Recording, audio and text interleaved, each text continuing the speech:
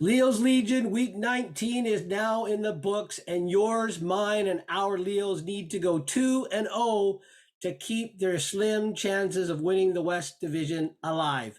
These players to a man keep talking about trending upwards, but this first one, though it's a win, was way closer than it should have been.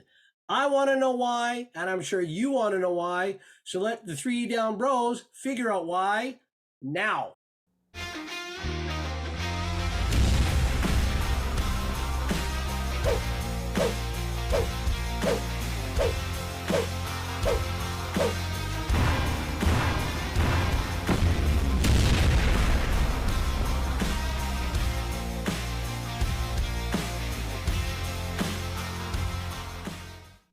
Leo's Legion, as I said, week 19 is now in the books, and we are one down, one to go, and we got to go 2-0 to get that first place division in our sights, but I don't know if it's possible. I'm hoping, and I'm sure you're hoping, but man, I am not happy at all. That win, okay, it's a win, walk off, great, emotion, whatever, but man, that was way closer than it should have been. If we're supposed to be trending upwards, if we're supposed to be gearing up to take on the Bombers, which is going to happen more than likely in the peg, we are way, way behind in where we need to be in my books. Arthur, what do you think? Well, I mean, going into Winnipeg, they're going to be in the underdogs. And especially after this last win and what happened after this game, they were always going to be an underdog. So there's certain elements within the Lions gameplay which didn't give me a lot of confidence. I think I think Hardy in his first game had a decent debut, but in the second half they couldn't get that run game going, and therefore the Hamilton pass rush did get to Vernon Adams quite a bit. Their offense didn't perform as well in the second half, and they had to barely escape with a win. I guess that's kind of feeding into your point, Greg. So yeah, there's definitely good things to take from this game, and then there's some concerning things that this team hasn't necessarily addressed, aka the run game, aka the online play. Roland, what do you think? Yeah, agree. I think I've been saying all along that our biggest weakness is the run game. I think with Hardy coming in, there were signs of promising signs. I liked what I saw. It's his first game, so hopefully it'll keep improving from here. Is it too close to the finalists? Will he have enough time to really get into the groove? That's a question I don't know the answer to. I'm hoping it does. I don't know what the coaches' thoughts are. Are they, is he just backfilling for Mizell? And if Mizell is back, are they going to put him back on? I'd rather see him actually stay on, but it's too soon to tell. Adams was for the most part okay, I thought. He played well. He's a competitor. He got hurt. Evans came in. I liked what I saw. Just one drive, very up-tempo, quick-tempo offense, and it looked good. So I'd like to see him have more reps. So hopefully maybe this next game he gets more reps. Was it good? Was it a good win? It was close. But based on how we had that soul-sucking loss, according to Arthur's words, the last time we played, best quote ever. Last time we played Hamilton, it was great to be able to get the win at the end. So it was entertaining. A couple things. Hamilton was motivated. They were extremely motivated. They had to win this to get second place. It was almost a no meaning game for us because there's no way we're going to overtake I would think so. Winnipeg. Yeah. So the fact that we still won, I think, looking at the silver lining, like to look at the positive things. The fact that we still won showed that the players and the coaches didn't take it lightly. They still gave it their all. Well, I got to give them credit. They did come out with the energy that we've always said they need to start a game with. After the way they lost to Winnipeg at home, I mean, that is the biggest reason for an emotional letdown. But they had it. They came in. But that sputtering come the second half, I don't know if it's our failure to adjust, because when you're in the lead, what adjustments do you have to make? Because everything's working. But I don't know. Teams just seem to adjust towards us, against us, for the second half. And we just can't seem to bounce back. We have called out so many players, so many units that have bounced back from our adjustments. But I don't know if they're going to be able to adjust, like you said, with what, one game left? And then it's playoff time. Are they going to be able to get that line to get the big-ass dose of McNasty that they're going to need? Because they don't have time to develop the nastiness. They don't have time to develop the intensity. It's got to be here now. I've been talking about that. And Roland, you've been talking about that. But if that's not their makeup, then they better figure out another way to seal that edge off to get a bigger running back like Hardy outside, or to get that scat back if he starts running smarter. I'm calling you out, Smoke, right now, to hit that outside and get that corner. That's my hello, and I'm shutting up right here. Gentlemen? All right. I mean, the run game has been an issue against a top team, right? I mean, I think the Lions have run effectively against the Elks. Again, not necessarily a top team. So what I liked about Hardy was his like, I guess he's leaking out of the backfield, and then Vernon is throwing the ball to him, and he's catching the ball. Yeah. A lot more confidence. 3 for 3 on targets and receptions for 40 yards for Hardy out of the backfield. I really like that. Although his rushing yards were 8 carries for 26, I like that ability. I think he's definitely better than Mizell out of the backfield catching the ball as a relief valve. Yeah. So I think I like that. Maybe with more reps, he can run better, but really that's run blocking on the O-line. But like the biggest concerning thing, we touch on it, is Vernon Adams' health, right? If like I heard Rick Campbell say today that if he's medically cleared and he cannot medically get worse, he'll dress. I mean, like Winnipeg's gonna win one of their last 2 games. I know, and the thing is, BC plays their game this week before Winnipeg plays. Yep. So even if BC wins, Winnipeg has 2 games to just win one to secure top spot. I mean, really. So I mean, that to me, run blocking and O-line, sore points for us. But the health of Vernon Adams, because since we don't really have a consistent run game, we live and die by the pass. Yes. And we need our starting quarterback, or else we have no chance. Yeah. Roland. Yeah, no, good points. And actually, I think I saw that it's confirmed that Adams will be starting for Calgary. Oh. Yep. So he will be starting. Now, How long hopefully, he'll stay in. Yeah, hopefully he won't stay the whole game. But then again, Calgary is motivated, because if they win this game, they're now in control of their destiny. Yeah. They could kick Saskatchewan out, and so Calgary is going to be very motivated. So it's hard for me. I know what you're saying. We don't want to have Vern injured, but at the same time, the worst thing you can do is to come in and not play 100%, right? So yeah, maybe he comes in for a quarter or 2, and then Evans comes in second half, gives him some good reps. Maybe that's what they should do. Well, I'll give you an example. Calgary's up big. Lions are trying to come back with Adams. Calgary knows they win. They're in the 3rd seed. I can take a late shot at Vernon Adams. Take him out. We'll be favored in the semifinal. Don't you think they're going to take that shot? It's only a 15-yard penalty. That's all it is. And to me, there's that's if still the refs catch it. Yeah. No, but I think I like points. Roland's suggestion, though. Have Adams start, because Evans is better coming off the bench into a game than he is starting a game. That was the opinion out there when I was talking to Hopal out there in the forum. He is much better coming off the bench this year. He is doing. Yeah. I mean, those 4 for 4, those decisive throws at the end of that Hamilton game, he looked pretty good. Well, we do have to thank Mark Washington's bend don't break defense. I love Mark Washington. bend don't Good guy. break. Yep. Good guy, but bend Bend don't don't- break Ah. defense. I know you love that, Greg. Bend don't break defense. And what were the Lions doing? 8 yards, turn around, hit. Yeah.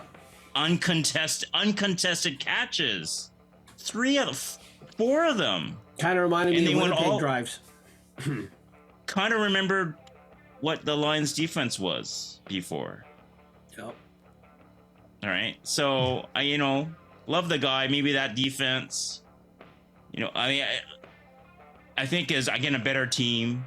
They're gonna probably put a lot of man on Evans and blitz him, and he won't have open receivers in the seams to throw it to. And see how he adjusts. Yeah. I was screaming to Roland on text like, Yeah. why is Hamilton doing a zone defense against Evans? They should blitz him. Yeah. You were screaming because hey. my phone was like bing, bing, bing, bing. Like, whoa, Arthur's upset about something. I'm like, what is Hamilton doing? They want to lose this game? And I was okay with they that. did. I'm okay with that. But Well, yeah, but I'm like, as a football guy, I'm like, what are you doing? Anyways, Yeah. all good for the Lions. I know. All good. All good. All right. Let's jump into the drives. Okay. Like we started this last week. We're gonna look at the drives, and let me just get that brought up here. All right. So what we're going to do is we're just going to look at each drive, offense, defense, and kind of look at the ebb and flow of the game, and kind of the different momentums if there's any. So starts off with Hamilton kicking off to us, net 44 yards for that kickoff and return. So we get the ball, we go down 7 plays for 73 yards, but we end up punting at the end. Good punt though, because we nailed them down in their 1 yard line.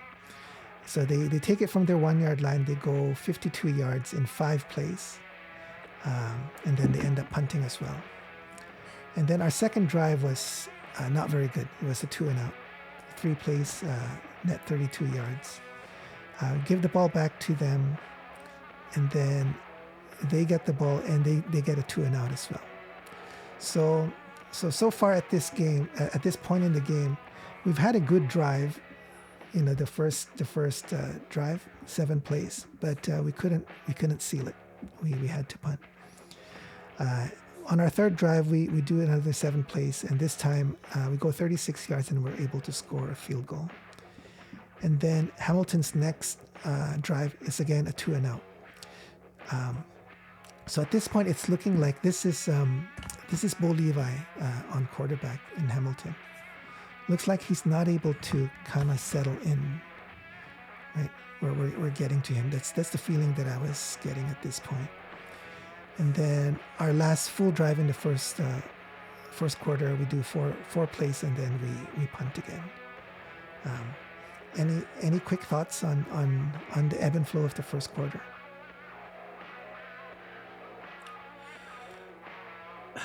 well, I was at work still until I don't know, pretty much the first quarter. But when I watched the replay, it just kind of looked like that your typical heavyweight battle, just kind of feeling each other out, seeing what plays work, seeing what plays don't. I mean, I'm glad we got some points on one of the drives, but two drives resulting in punts and one only in some points. I would be hoping for a little bit more than that. I mean, the Lions tried to establish a run with Hardy. I mean, they were getting like 4 or 5 yards first down, and then I think they made a couple of throws, and then the 2 and out. Obviously they didn't get that second down conversion. Yeah. But that first drive was promising. They were moving it down, and then I think they took a sack, and then they had the punt, and then that third drive, again, was a lot of the same thing. A lot of pressure. They just tried to establish a run, and then they had to resort to their passing game to get something.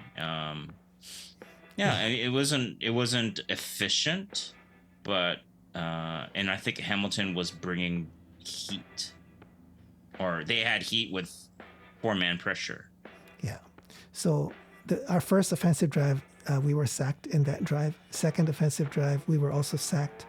Third one where we scored, we were not sacked. The fourth one, we were also sacked. So 3 sacks in the first quarter.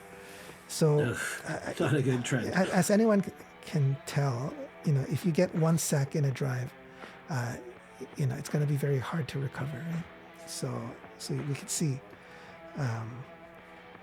We could see that. Okay, let's jump into the. Hamilton had 3 sacks for the whole game, according to the stats. Okay, so they were all in the first quarter. Then it looks like all in the first quarter. Yeah. But I think maybe Lions adjusted and then Vernon would just throw it away. Yeah. But it's interesting. All of them came. Yeah, all in the first quarter. Let's look at the second quarter. Mm-hmm. So this first drive and the second quarter, it started in the first quarter. Actually ends up in a pick 6. So Hamilton drives down, and then this is the Woods pick 6. So our first score is by the defense, and then their next offensive drive, they're able to answer back. They get a touchdown, 8 plays for 57 yards, and then we get the ball back. And then we drive it down for 9 plays, 71 yards, and we also get a touchdown. So far at this point, we're answering back and forth, right? Now the heavy blows are coming out. Yeah, we kick it off to Hamilton. They get the ball again, 9 plays, 83 yards. They get a touchdown. And then at this point, I think there's only maybe I can't remember, a minute, 2 minutes, very very little time left. We drive down the field in 5 plays, and we get a field goal on the last play of the half. So that's a good sign, that with very little time left, we're still able to score on our last drive. So at this point, the score is 20-14 to BC going into the half. So we're up by a touchdown. Any quick thoughts before we go to the third quarter? That was like the easiest pick 6 I've ever seen. Yeah. Levi. But he bounced back, mind you, heavily aided by the officials. Yes. We'll get into that later. Yeah. I think one of those touchdown drives was heavily aided by penalties. There was a 21-yard pass interference on their second touchdown. On the first touchdown, there was a roughing the passer penalty. So, yeah. I think I was Tehema, and I think he was very upset because he was getting, Greg being held? Oh, he was having his blood pressure checked. Yeah. The refs checking his blood. I was appalled when I watched the replay of that game. How many calls on high tackle? We got an unnecessary roughness because of a tackle around here. Yet their old linemen were pretty much clamping and putting the vice on Tehema and Betts on either end. Yeah, exactly. And pretty much rodeo bulldogging them down to the turf. And I'm thinking, you got to be kidding me. And I had a very nice discussion with a fan out there in the forum, Let's Talk Lions, about you look at the amount of holding is just atrocious. It was just crazy, but we'll get into that later. But okay. I'm glad that the Lions were able to stem that, the pick 6, okay, and they get the momentum back for their home crowd with a touchdown, penalty aided or not. But then I'm just really happy we came back and answered. Yeah. Not so happy they came back and answered again, because if you look at those drives, 8, 9 plays, and those are chunk yards. I mean, that first average of 7 yards, average of 9 yards. That's only Hamilton with a backup with Bo Levi, who's supposedly rusty. I mean, he's got experience. That kind of worries me coming into playoff time with quarterbacks that are well repped, if that makes any sense. Yeah. I mean, Bo Levi is still, I mean, he's over the hill, but he's still a Hall of Fame player, right? So sure. Yeah, I agree with that.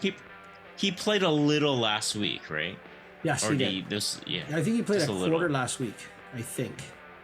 And he didn't look good in the first quarter up to that pick 6, and when after that, it must have just something must have clicked for him. Yeah. And I mean, yes, I'll give him that he's fresher than everybody else. I mean, he's waited I don't know how long to play, but I don't know, the defense isn't inspiring a lot of confidence in me. after just the way Hamilton moved the ball up to this point, it just looked too soft. Okay. Well, they're trying to shut down the run from Yeah, which they did. a few but- weeks ago. Yeah. Yeah. Which they did. They did, but I like them to shut down everything. Like if an elite defense should. Just saying. All right. So I won't say anymore. let's take a look at the third quarter. So that was the second quarter. Third quarter, not too many drives. So we did kick off the first drive by Hamilton, 12 plays for 90 yards to get a touchdown. So still back and forth to that tit for tat. But on our next drive, we were only able to get a field goal. And then Hamilton responds with a field goal as well. We scrimmaged on the Hamilton 53. Thanks After to that touchdown, a great thanks return. to T-Dub. T-Dub. And I was a little disappointed, you're at the 53-yard line. I'm like, all right, they just got a touchdown. Yep. So here's your answer back. And then, Yeah. Sputter, putter, they had sputter. to kick a few. Were there any I mean, sacks they on got- that drive? No sacks. No. Okay. But I'm sure he was severely pressured. And he just threw it away. Yeah. Yeah, that was a bad drive. Because, we were in such a great starting position. Should have been And able what a way to answer back a touchdown before your offense even gets on the field. Special teams puts their foot down and said, "Okay, here we're answering back. Here you go. Oh, take it." And Yeah. We got to fix our third quarter. Quite a lot of games, our third quarter offensively were flat, right? So, Yeah. is that because the other team has made their adjustments in that locker room and we've done nothing? I don't know know. what it is. Yeah, I don't know. Yeah, I agree with you. But Well, we it's a got to trend. fix it. It's a trend, yeah. Okay, let's take a look at the fourth quarter. So, fourth quarter. So this drive starts in the third quarter. We do get a touchdown here, 8 plays for 70 yards, and then they get the ball back. They do a field goal. So that's not bad, right? So we get a touchdown. They're only able to answer back with a field goal. And then we start driving, and then this is where Adams got intercepted and he got hurt. So they got the ball on the 4-yard That line. drive looked promising. It did look promising, yeah. Just that interception and a freak, thing. He got hurt, right? Then Hamilton drives down 11 plays for 65 yards to get a field goal. They tied the game here. And then our last drive was Evans driving down the field from the BC 37, and we get a field goal. So, yeah, that's kind of the ebb and flow. Thoughts on the fourth quarter?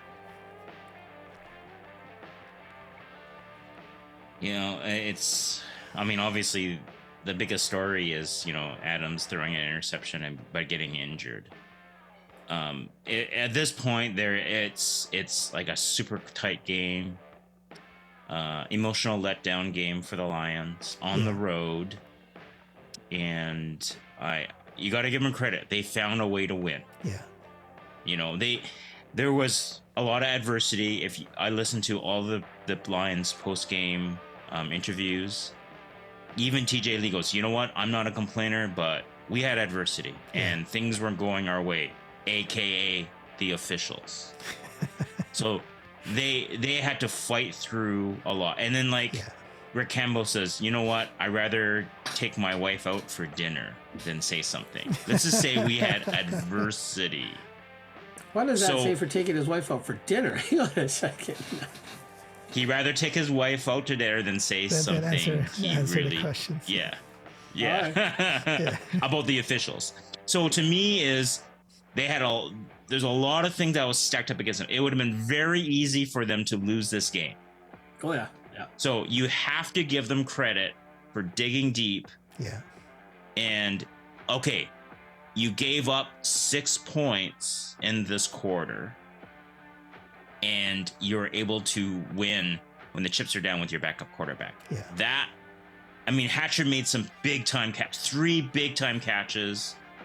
You got to give them credit for that. And the defense on the field a lot in the second half. Yeah. Oh yeah. And they were able to get stops. Yeah. And Legio, he hit the upright, and that easily could have been a missed field goal. That's right. Yeah, but so I think overall, I mean, Adams getting injured is a big story, but I like their will to win. Yeah, and this is in spite of the fact that this game is a meaningless game for the Lions, right? It wouldn't change the standings, but yet they didn't want to lose. So, that to me is a very positive sign of that drive and that hunger that we've been talking about all season, right? Yeah. A meaningless Exactly. game, and they still say we're not going to lose. Right? We're gonna pay back that last loss to Hamilton. There's I don't have it queued up, but on the TSN feed, you saw players going up to Adams when he was hurt, right? And they just rallied around him. He wanted to go back. He was gonna go back, and they told him, "No, we need you for the finals. You're not going back." Yeah, because he put the brakes on and hit the bike. You were right. Yeah, they wouldn't let him back, and so they had his back, right? It says, we're gonna take care of this. You don't have to come in. We will take care of this. So those to me are good signs, right? The rallying together, not giving up, even though this was a meaningless game. So those are all good signs. If I may chime in, yes, all of those signs are great. But I am taking the stand, the odd man out, the odd bro out. It shouldn't have been this close. But hey, the D being on the field for that length of time, because like you said, Roland, the trend of that third quarter being our nemesis. The defense is on pretty much, I think they said on TSN at one point, we had like 5 minutes total possession time in that third quarter. Something like that, 4:58. And that D should have been dog bag tired come the fourth quarter. And to keep Hamilton to 2 field goals and to keep the game tied, great, yes. But somewhere that third quarter should not have happened. That's it. I'll keep it there, but I'm glad they got a win. I'm glad there's the positives out of this, because yeah, they could have easily folded the tent to mean nothing game, especially after getting all the wind knocked out of their sails in that overtime loss at home. But yeah, hopefully this is that sign of you're, if I could borrow your line, Roland, learning how to win. Because I talked to a guy today, and he said to me, yeah, the Lions have played in more than a few 13 or 12 on 13 games this year. And I'll leave it at that. All right, so let's jump into some plays. Okay, so let's look at some plays here. So this one, we'll start in the first quarter. This one here is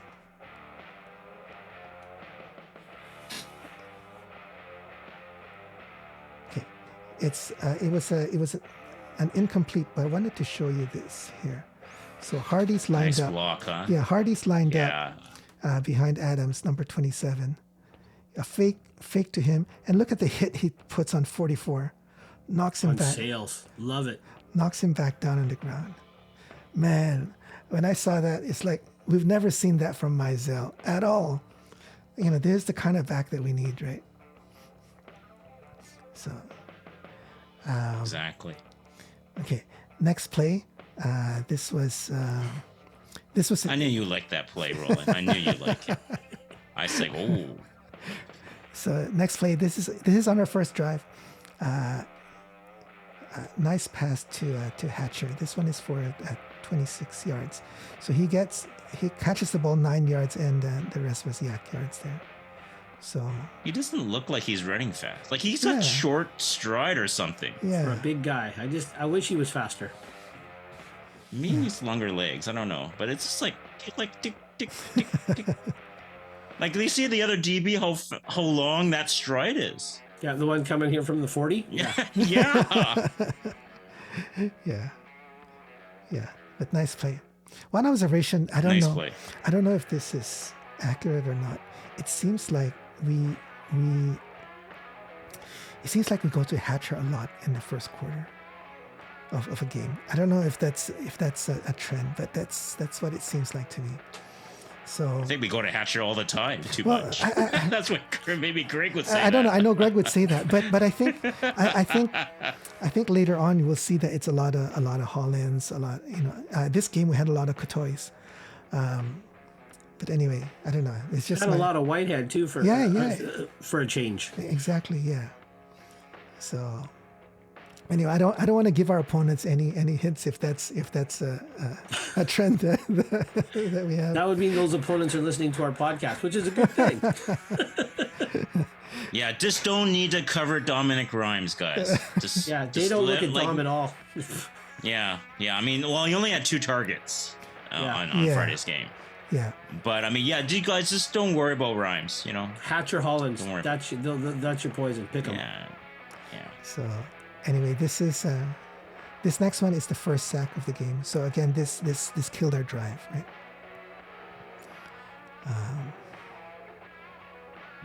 Yeah. So there's the O-line walking back. Sacks are definitely a drive killer, right? 2nd and 6. How many did they rush, Arthur? 1, 2, 3, 4, I think. 4. Yeah. How many do we have on the line? 5. And then Hardy's peeling off, and then the linebacker goes with him. Yeah. So it's a little bit of a stunt because they line up 5 here, but then not all 5 go. So this guy drops back, and then this guy goes in. So if the O-line, gets their assignments based on who's there when the ball snaps, then they need to adjust, right? And maybe that's why they didn't adjust. So the left guard hits him late. It's just like a step slow all the time with this stuff. And then he gets... Yeah, it's a good stunt. It's a good stunt because the left guard is looking at the guy that drops back, right? And then this guy comes in late, so he misses him. A-gap. Right through the A-gap, man. Yeah. So anyway, so that killed our drive. So next play is a punt, because we're not even close enough to get a field goal.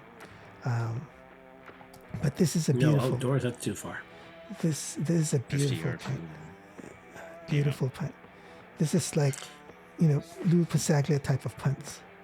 Do you know from that camera angle, it looked like he shaked it. From the camera angle behind Swintoff, I'm thinking, illegal punt, illegal punt. Yeah. Oh my gosh, it went that far. That's right. Initially, I thought it was angled too much, but it was just angled just right. So, well, don't worry, he'll get the next punt's a shake. Yeah, we'll get there. Don't you worry about a shake punt happening. Yeah. Oh, good, he doesn't let me down. So they get it on the 1 yard line. They march it down to the 53-yard line, and they end up punting as well. So now we had them on the 1. Yes. So from 1 they go to 53. From 1 they move forward. They punt it, and then we get it at their 53. So we start off this drive on Hamilton's 53, and then we get it at their 53. So our first play is an incomplete, and then the second play is another sack. Well, we started on their 53 after they... So, again, good special teams work to get us there. Yeah. So first play was incomplete, so we're now 2nd and 10. They get to us, and it snuffs out our drive. So let's see. Was it a stunt again? They have kind of 2 down line, 3 and then 2 4, coming 5, out. 6. 2 comes back. So again, it's the 2 that's showing that they're going to come. They drop back, and another one runs in off the right side and the left side. Hatcher in the flat, and then I don't know why he hesitated. Oh, yeah, Hatcher. Oh, yep. Yeah, just above the Triple H, right? It's so kind of small on my screen. Yeah. And I think he was looking downfield, and then he was probably looking somewhere in the hash or in the seam, one of those guys in the seam, and then maybe he saw someone get a jump, and he didn't want to throw an interception. Yeah. And by that time, so Couture, I think, is if he throws, he's going to hit Couture in the back of the head anyway. Yeah. To go to Hatcher. By the time he figures out, okay, I'm not going where I wanted to, and the pocket's like on top of him, I think, right? Yeah. So Arthur, you think he's going for one of these 2? Yeah, because I think he just held up. Yeah. I mean, it's hard to see from here whether he was he thought he was going to hit someone is going to get blocked or whatever. Yeah. But I think someone was sitting on that pattern, and he wasn't going to throw it to Hatcher. Yeah. Well, there's But it's somebody hard to running see, right right? down We're- the hash too, right? And then he gets picked Yeah, up by the yeah. guy that dropped out. Okay. But it's hard to see because we don't have the full view. So Yeah. it's, I'm just what I'm thinking. But what I'm thinking too is if he sees, this guy coming and this guy coming, like in his peripheral vision, then he knows that he should know that he doesn't have much time. So he can't wait for these runs to develop. He should go to the one that's going to be available, which is what you guys saw, right? Hatcher's available or use now. his legs. Yeah, Hatcher's available now. So, yeah, I don't know. Maybe he's trusting the O-line too much. I don't know, like what we talked about last week. Yeah, or Greg said use his legs. I mean, maybe not run for them, but just get away from the predator. Like, I don't know, something. Like, he could have. I mean, maybe again, it's going full, but he could have just gone up that hole there if that guard holds his guy long enough. Yeah. Because you've got Like two this guys way? on the guy to his, like right there. Yeah. Just maybe run up there a couple steps and then throw to Hatcher. Something. Get out of that crowd. I think he could have just thrown a Hatcher right there. Yeah. But he was looking. He thought someone was open downfield, and then he saw someone out of the corner of his eye, and he just said, "Okay, I'm not going to give up the interception." Well, then maybe he needs to listen to Brother Roland and start with read number 3 and 4. Just forget 1 and 2. I'm really liking Roland's theory. Yeah, I mean, like, what I'm thinking is when you see guys coming in, like fast, and you don't think the O line can hold it, then yeah, don't waste your time looking at reads 1 and 2, right? Yeah, waiting for that to open up is not gonna. Yeah, bad stuff. Yeah. So anyway, so we get sacked here. We end up punting. So this is a 2 and out, and then Hamilton gets the ball. They get a 2 and out too. So our defense is able to get the ball back. And then this next drive here, we get the ball back. We get a couple passes, and then this third play in this drive is this one here.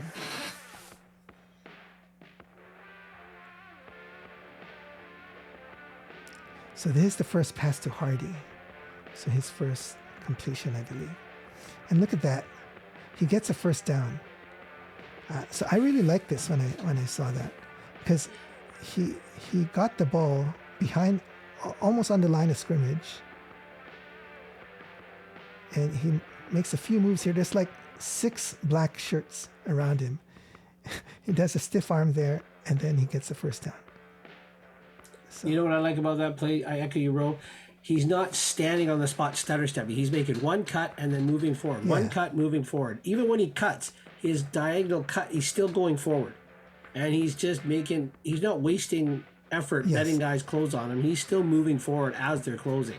yeah, That was just great running on his part. Yeah. Smart running. yeah. And he doesn't want to go out of bounds either. I'm just going to keep going. Well, he wants the first down. He's not going to go out of bounds till he gets that first down. So yeah, very promising. I really like him. I mean, it's just one game, so we got to be fair. But I like it.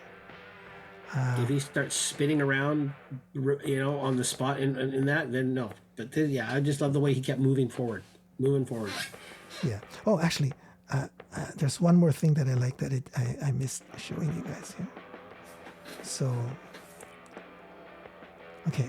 So this is when the play first starts. There's a fake to him. And look at this. He chips number 4 right there. Right?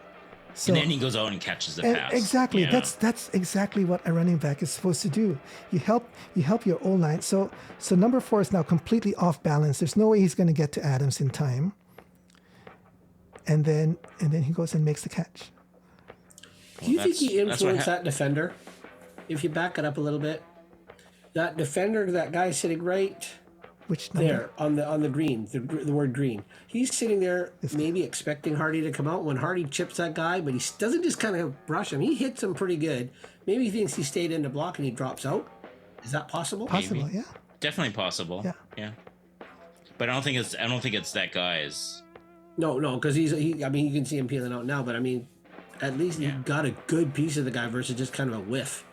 Yeah, I mean, obviously it looks like it's a blitz, right? They were sending 5 in, and then Yeah.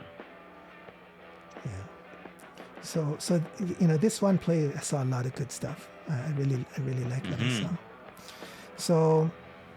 So this play ends up with us getting a field goal. So great, and then Hamilton gets the ball back on their 40-yard line, and then this happens. So I think this is on on the second play of that drive.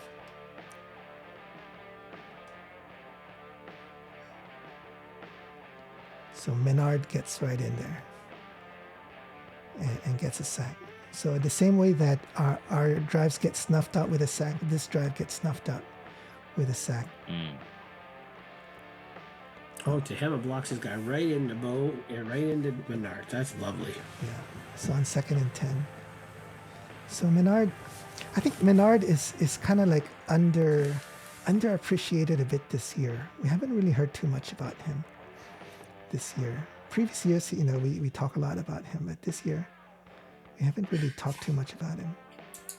I think Betts is overshadowing him. Yeah. It's because Betts has such a crazy sack total, but I think Menard's like him and Tim are 2nd and 3rd on the team in sacks. So I mean, having decent years. Yeah. Here's a replay. It's amazing what happens when you're not. Like he's been playing a lot of tackle, I've noticed, and you know he's a little undersized for a tackle, right? Yeah. I think he is kind of like more of an end. So, and he's been asked to play a position that, you know, physically he's at a disadvantage to. Yeah. But this is what I like to see, right? They double team Betts here, and he takes advantage of that and is able to get in. Mm-hmm. You've double team. Is that Barron or Banks, the other double team? Up front here. What's his number? Right there, where, you know, the guy being held. Yeah. Sorry. 50. Can't see. Oh, which play is that? That's too many plays. Great. Oh, sorry. Yeah, I love that one. I can't see the guy number. being held as he enters the double team. That guy. Yeah, 50 something.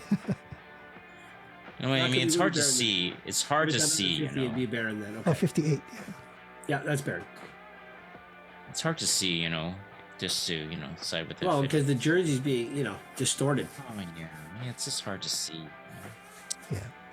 Anyway, beautiful sack. So they get a 2 and out, and then we get the ball back on our 46-yard line. This is this is our last drive of the first quarter, and I want to show you. This is a running play by Hardy. So he runs through the inside, which is not something that we have a lot of success in. Even in this game, I think this was the only one where we had over 10 yards running inside. So what I like here is the decisiveness. He hits the hole and he keeps going. So he hits the hole here and he keeps going. He's not going to stop. People are grabbing at him and he's just going to run people over. Yeah, that's right? the way you do it. Yeah. So you have contact and then you go for 4 or 5 yards afterwards. Exactly. Right? Yeah. Yep. You don't spin and spin and spin on the spot. Yeah. See this? He's about to make contact. He puts his head down and he's going to get another 4 yards. 4 yards after that contact. And he protects the ball. Love it. Yeah. So we didn't see too many of this in this game, but this one play, I thought that's again, it's promising. I liked it so much. I got the replay here too. The spider cam. All right, we know what Roland wants for Christmas is a power running back. Yeah, I mean, you look at teams like Toronto and like we need that. But, to be honest, the O-line had a good block here too. But you see, he follows his block, 61. So this guy is still open, but he sees 61 pushing him that way. And he goes this way, which is very, very, very quick, right? But it's very decisive. If he stutter stepped here, like sometimes what Mizell does, if he stutter steps right there, maybe that guy tackles him right here, right? Or he spins and takes his eye off the hole. Yep. Yeah. But what do you guys think? I mean, you see runs like that. You're an O lineman. You're blocking your butt off. And you see runs like this. You see the guy rip a run off. You see the guy chip with some intensity. Shouldn't that fire you up as an O lineman that you want to block that much harder for him the next run play? Yeah. I'm hoping that as he develops into the team and starts building a rapport, that might happen. But hard to say, right? I don't even know if Mizell's gonna come back and take his place. So. Well, Mizell practiced fully today. But again, that doesn't mean anything, but yeah. Just thought I'd let you know. Yeah. So anyway, then that was a good play. And then we get sacked again. No. I know. Roland didn't want to. But that, see now, you just ripped off 10 yards on a running play. 18. What? I'm just saying, like, the lineman should just want to tee off on a guy. I don't care how many you send, but you should be able to just, I don't know. There's two teams playing. I mean, don't you think Hamilton, they got like a gap run up down their throats. Don't you think they're going to be fired up? Yeah, well, our D-line, I'm not going to call, but our D-line has been A-gap right down the throat. And the next one, they get A-gapped again, and again, and again. So I understand there's two teams playing, but I'm addressing our O-line's missing McNasty issue. They need to just, I mean, yes, it was a pass play. And they collapsed. That's a pretty good D-line Hamilton has. Yeah, but still, they have a pretty good D-line. They should just be a lot more intense than they are. Oh yeah, for sure. They should be more intense. They should make a difference. But that's a pretty good D line. I mean, especially interior of that D line. Yeah, it's pretty formidable. Yeah. So, but and then again, a little take away some of the blame from the O line. I remember we were talking a little bit. Is a little bit on Vernon here. I mean, he's got room to roll, does he not? To his left. At this point, it hasn't collapsed yet. But again, Arthur talks about him waiting too long. Yeah. By the time he decides to roll now, they've taken his corners away. You back it up a second half, he can at least go horizontally. I don't care, no vector, none of that. He can at least roll away from that pressure. Like right here. Oh, no, not that. A little bit further. Someone's doing a curl, right? And then it's man coverage. So, and they trying to make it look like a zone, but it's like, looks like man. And I think Vernon I think that guy, that linebacker jumping up. Yep. Yeah, because he's taking away that interior, exactly. The pass to the hash. But right, but everyone else is pretty covered. That lineman's up. But everyone else, now you roll. I don't roll now. I don't understand why is our left tackle jumping up with him? That's a good point. When I saw that here, he should block him. Guy's on his back. Yeah. Right, He's playing patty cake with him. Come on. He's like, hey, high five, good jump. This is not basketball. Roll now. The corner contained guy is off his feet. Go, roll. Whether you run across the line of scrimmage or roll out, scramble drill for the receivers. Don't stand there because nothing's developing. That guy in the middle is what, 2 yards away from Vernon now? But look at the other receivers stop. This is supposed to be a quick hitter. All the other guys stopped. Hardy's coming out. The play was a quick hit to, I think it was Rhymes across. But I think that linebacker or the DB jumping got into that lane and Vernon didn't want to throw it. Then run. But then I think question. Did he have any runs this game? He didn't. I mean, he had one rush on a second down and one. Yeah. Okay. But I mean, I think he tried to to. he tried to escape the pocket and he got sacked or whatever, right? I think once or twice. But I think the pass was to Rhymes in that hash because everyone else just did a curl. If you look down further, all of them did curls at the 5-yard line, and then it was just to Rhymes. They picked it up, and then once he reloaded, the guy that Couture had is beating him, and then he's right on top of Vernon. Yeah. Well, I So I don't think he had time. I don't think he had time to fake the pass. He was gonna throw it, and then he recoiled, and then he's gonna run, but then the pass rush was already on him. So I don't think he had time to throw and then roll. I'll take your word because I can't see if he's cocked the gun or not here. I can't. It's too small for me. But now he's in trouble. Well, I mean, I don't think it mattered. Even if you roll they're pushing him toward the hash, and that's where he's gonna roll to. He wouldn't have been able to escape it. Yeah.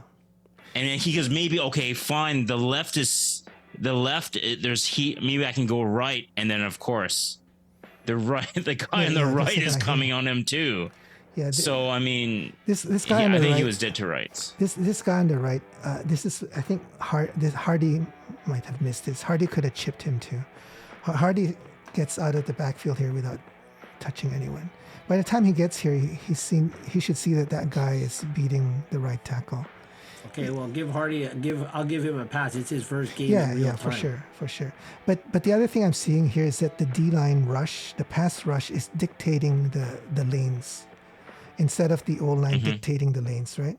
Because the O-line should be building a pocket for Adams. What they're doing is they're collapsing the pocket. See, this guy is pushed all the way here, and so there's it's right in front of Adam's face now, right? Yep. An O lineman sideways is useless. Yeah. So, yeah, tough. That one's on Adams. That one, I think the O line could have protected. I mean, and also I think Adams didn't want to get that ball blocked, so he's like, oh, maybe I can buy myself some time, but he didn't. Well, because I mean, how many knockdowns did he have again in the Winnipeg game, right? Exactly. So yeah, I can understand that, but. Johnny Sixpack here, Bro Greg says he still should have tried to run.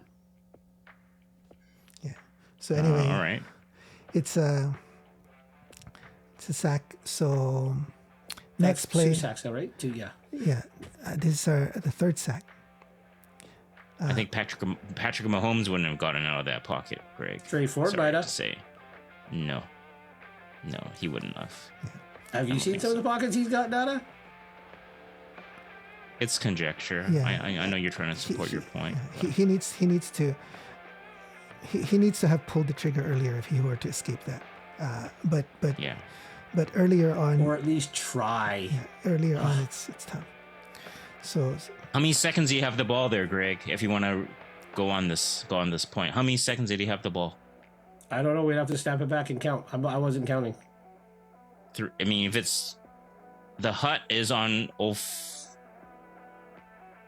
04 is 105. Yeah. 104 and a half, and he's getting hit at 102, 101, 102. 102. So not even 3 seconds. Sorry, bud. I still think he should have tried 3 seconds. He's got to not. Well, I mean, okay, you telling a guy though. How many reads can you? Well, how many reads can you do in 3 seconds? Totally ignore reads 2 and 3 or reads 1 and 2. Just, I don't know, maybe not trust the O-line so much, not be such a good guy, and just roll out.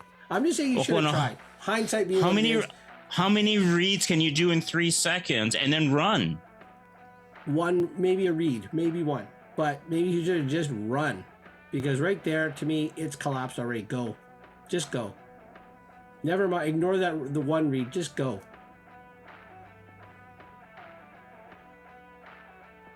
Yeah. Actually, yeah, it's hard to say. At this point, these two may still be okay if they were on their feet fast. This guy is free. But yeah. And I'm not saying if he ran, positive things would have happened. I would just like to have seen him try. It's a man coverage. I mean, and they're all looking at the quarterback. He wasn't gonna get any sort of yardage, anyways. But Yeah. Anyway, so it's better than a sack. I'll give you that. Possibly, or maybe the other one, throw it away, like you guys said, right? Throw it. It's 1st and 10, right? yeah, 1st and 10. Throw it away. So the sack brings us down to 2nd and 16. We throw a pass. It was incomplete, broken up, and then we got a punt. And to add insult to the punt injury, you promised me, Arthur? yeah, this is the punt. Yeah, that's the punt you promised me, Arthur. So that was. I think they got a net 6 yards on that. Is it a 10-yard penalty for illegal, or is it 15? I think it might even be 15. I think they didn't even net anything. They should have just gone for it. Yeah, Oof. that was tough. But of course, Flintoff didn't intend to do that. But No, maybe he was trying to put it in the corner again. Give him credit, I guess. Yeah. So anyway, so that's the end of the first quarter. If you look at the stats, it looks pretty good. We were in control. Six first downs to 1, 68 passing to 12, 30 to 12 rushing, 75 to 17 net yards. Time of possession more than double. So first quarter was pretty good. And then There's still only 3 points to show though, but that's okay. Yeah. You're still on the road. It's a good thing. It's a win. It's a positive on the road. so let me get And Hardy's first quarter is good. 40 yards for the first quarter. yeah. So first play of the second quarter, this beauty comes in. Oh, So Woods all the way in for a pick 6. That was how many yards? That was 40 something? here, I got it here. I think it was, yeah. 40 Yeah, plus? 46 yard pick 6. So that was beautiful. That deserves a replay. Actually, this replay shows you a little bit more from Bo Levi's view. So Was his throw off target, Arthur? No, he just just run a bit more. yeah, Because he's trying to hit 35, right? yeah, he couldn't see. See, Banks is right here. Yeah. He was hidden in his line of sight. Let's see it again. I thought it was a little. Because 35 is looking the other way. So did Bo miss him? Because 35 turned to his right, and Bo threw it kind of left it over his head. Yeah, I think it was a bad. It was a bad pass. Yeah. Well, I think he wanted to do pass it in front of him to the sideline a little bit more, but Yeah. I don't know. Because, I mean, if he had hit him where the guy was looking, I'm thinking Woods would have shut him down anyway. Woods would have had him right here. Yeah. I like this outcome better. Yeah. So beautiful. So And I have to say here, well done, good and faithful servant. Because, I mean, all year, Josh Woods has been working his butt off on special teams. He got in from injury, and he stayed in because he's shown he belongs and he can do so many things. Fully deserved, just like Katoy's first touchdown, with all the work, the ugly, dirty work that he puts in. He deserved this touchdown. yeah. All right. So that was nice. Defense scored for us. We do a kickoff. It was a good return, 28 yards return, but then we took an unnecessary roughness on Green. So that took us back 15 yards. So Hamilton starts on the Hamilton 53. They march down eight plays and get a touchdown. So then we got the ball back, and then this is this next series here. So this series we have quite a few medium to long completions. So I wanted to just show you some of those in quick succession. So this first one here is a 14-yard to Hollins.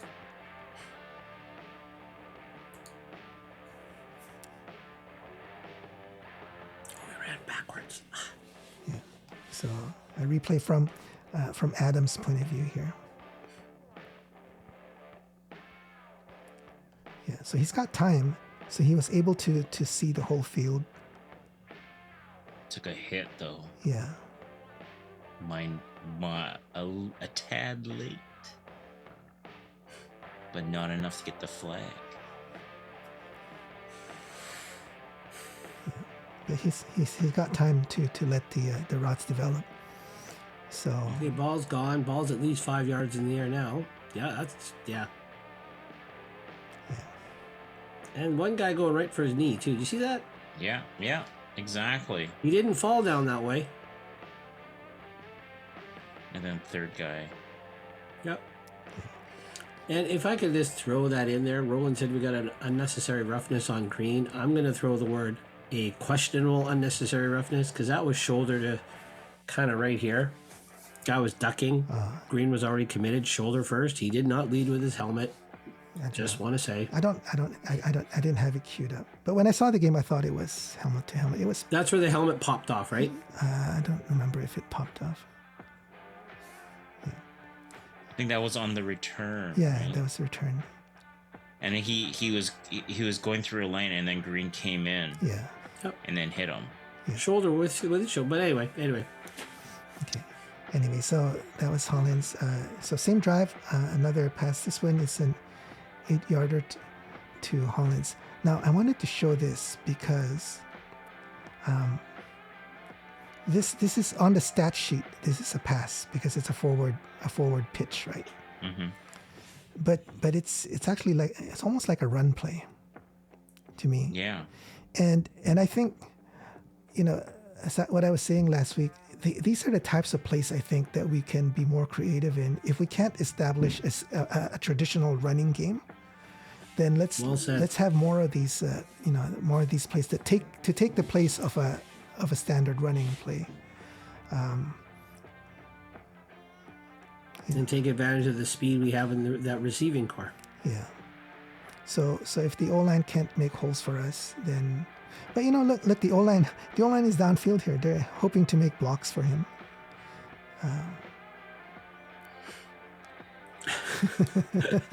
I just want to say, your voice, like, remember in the beginning of the game on our poor special teams coverage role, you said we were out kicking our coverage?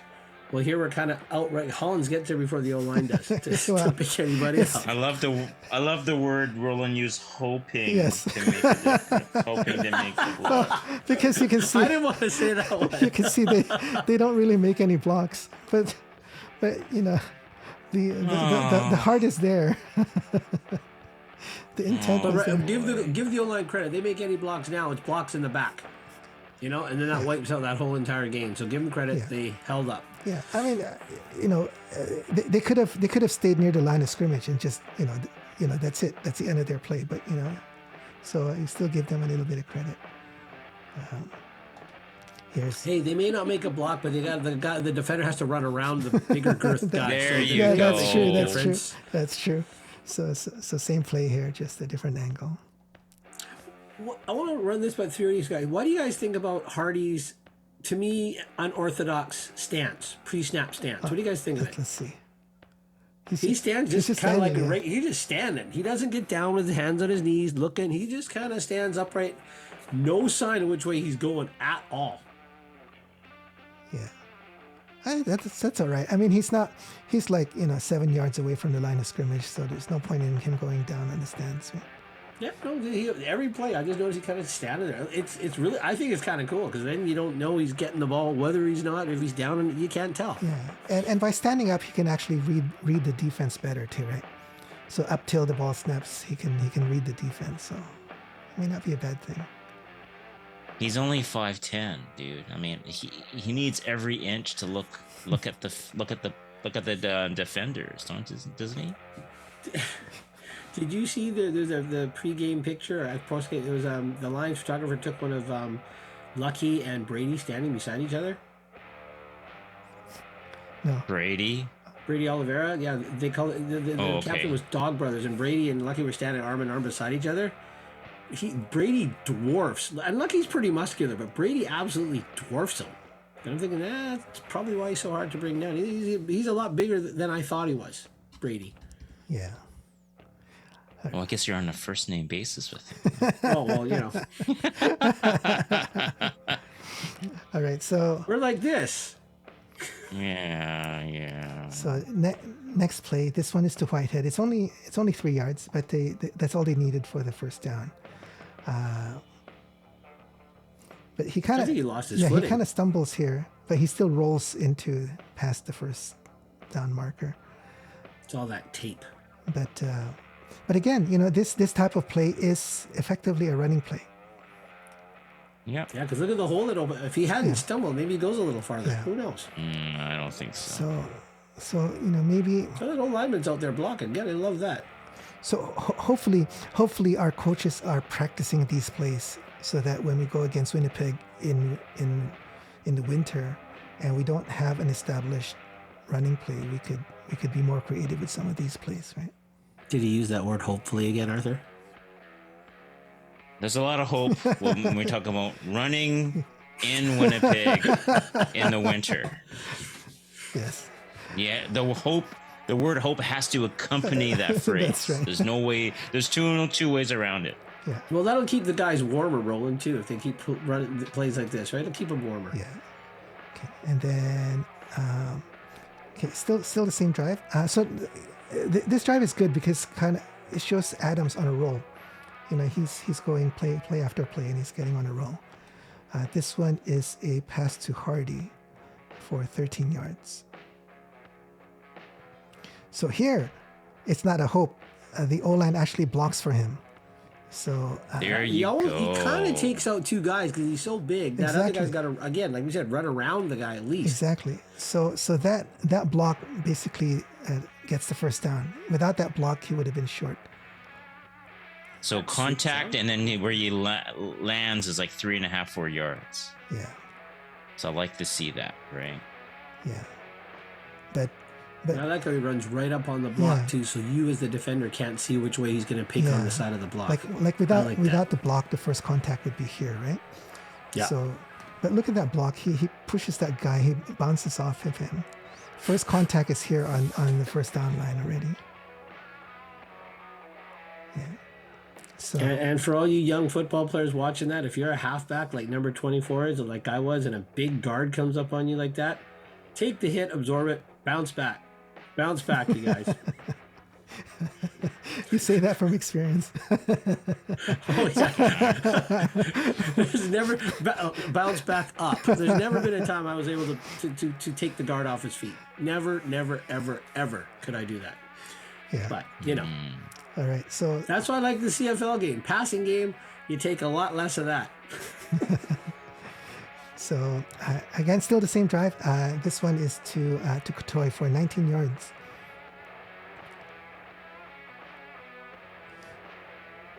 So I'm liking this for a number of reasons.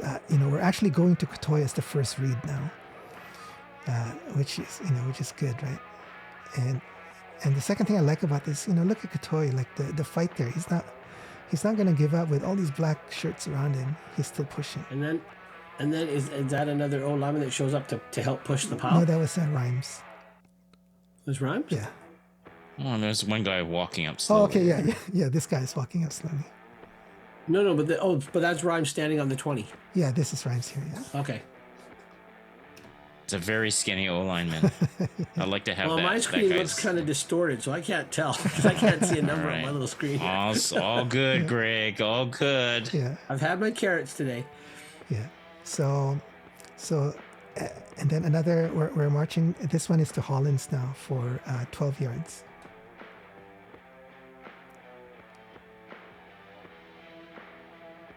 Great catch. Yeah. So 2nd and 10. That was a massive it was, second down. and it was another diving catch. Look at that, his fully stretched, just like last week, right? Last week he had another diving catch. And that is going against his body's momentum, too, because I think he was leaning, his speed's going the right. Yeah. Great catch. So here's from Adam's view. Boom. Yeah. So he really had to extend there. Look at that. That one, a late hit. No, that was about perfect timing she could get. So beautiful. So now we're on the 5-yard line, and then this is the touchdown. This one is to Rhymes. One of two targets, right? Yeah, It's just wide open. yeah. So this is beautiful. Like he was just jogging. He wasn't. He goes even, in motion. Yeah, Yeah, he goes in motion. When he went from one side of the Yeah. line, like one side of the formation to That's the right. other. He went all like this. That was kind of. That's like the Holland they s- touchdown last So home they, game, I think. yeah, so they switched, right? And then the, Yeah. that's what you'll see what happens. It looks like he's just jogging. I don't know. Oh yeah, because he's well, you jog, you suck him in, and then you hit the brick hard, right? Yeah. So beautiful. I've got a replay here too from Adam's angle. Oh, the DB turned the wrong way too. Holy. Yeah. Did he fake him? Did he put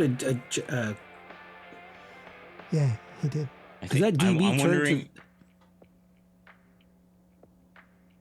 He did. Well, the read is he's probably going to do a quarter pattern, right? Yeah. Yeah, because that DB turned. Oh boy, nice pattern there, Dom. But typically, you might, if anything, you're going to get help in the middle. But they did a blitz, Yeah. a cover zero blitz. Yeah. No So idea. The ball looked pretty close to the upright here too. Good thing it didn't hit the upright. It's right where VA wanted it. Yeah. All right. So beautiful. So that was a touchdown, and then we kick it off, and then I want to show you this. This is a special teams play. So after that touchdown,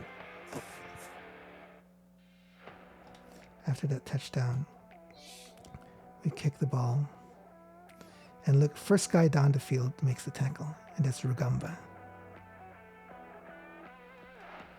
Oh, beautiful. Yeah. And he went through these three blockers. These three. He went right in between them. And they holding hands? yeah, they are holding hands. That's a traditional college wedge. Yeah. Yeah. They are holding hands. I guess That's from rugby. They do that where in you link arms, they do that in link rugby elbows. too. You get a little bit more kind of strength when as a line. Because if they try to break in between your hands, then your hands are kind of holding them back, right? So yeah, that was Rugamba. I wanted to show that. That was so beautiful. And then, so Hamilton has the ball, and I want to show you this because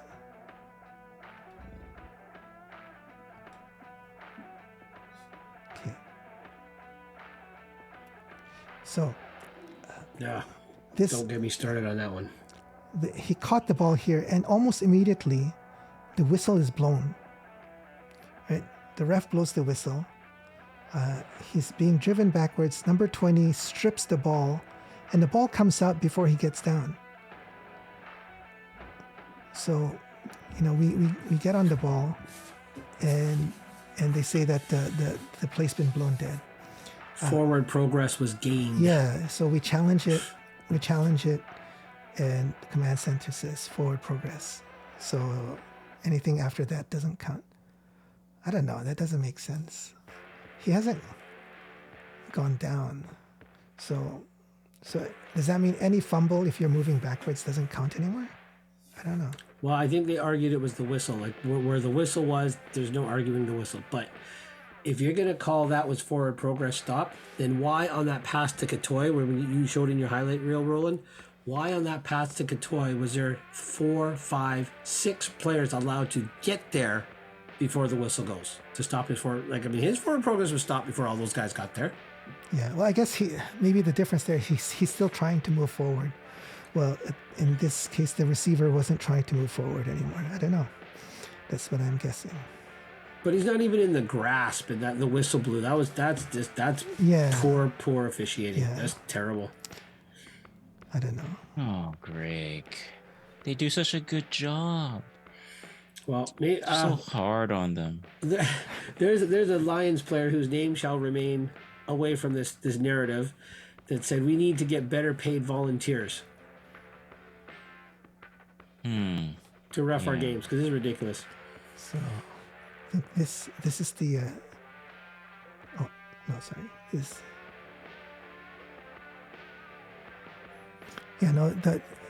that was that played Debayi. I don't know how to pronounce his name. Debayi. Debo Devi, Yeah, he's the one who recovers the ball, and he gets injured too. So Yeah, he took a shot right in the kidneys. yeah. Okay, so I want to show you this guy. We have a new guy who's in Jones. Who was he covering for? Mike Jones was covering for Edwards Cooper. Yeah. whose shoulder is mucked up again. Okay. Anyway, this one here, he does a really nice open field tackle. So he cuts the guy. He hits like Jalen Edwards Cooper too, doesn't he? Yeah, but he cuts the guy right there, and there was no yak yards. Yeah, and he hit him in the thigh.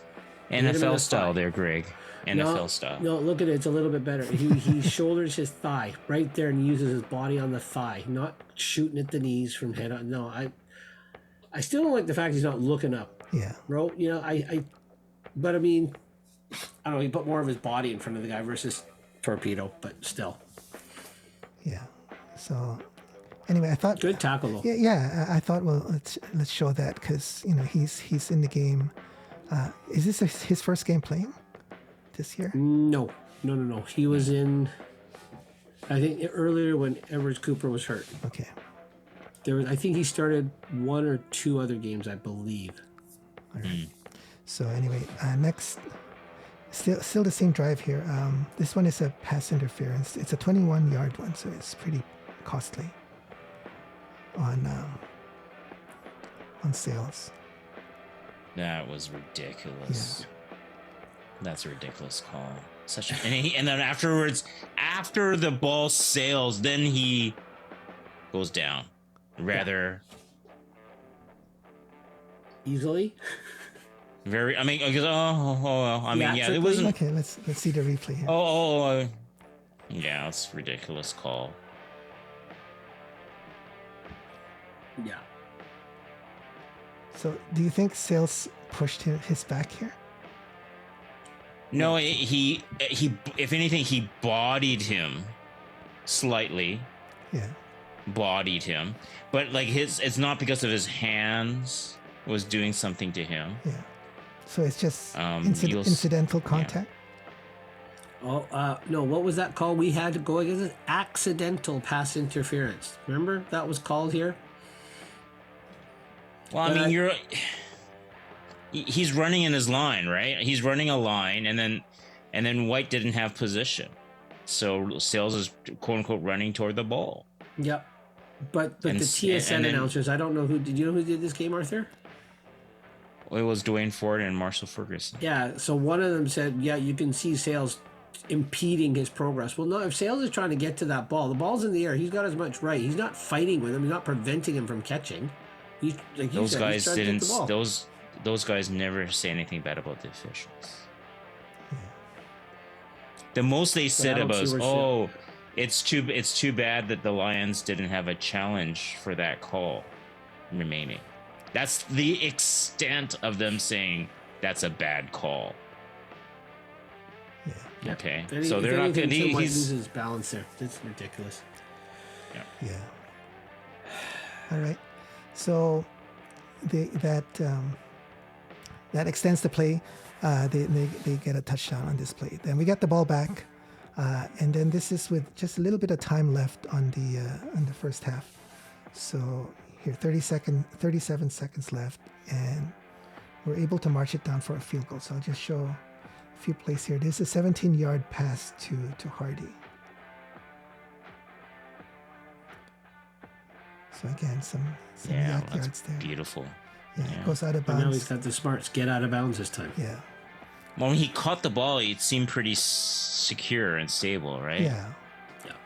And then next play is to Kotoy.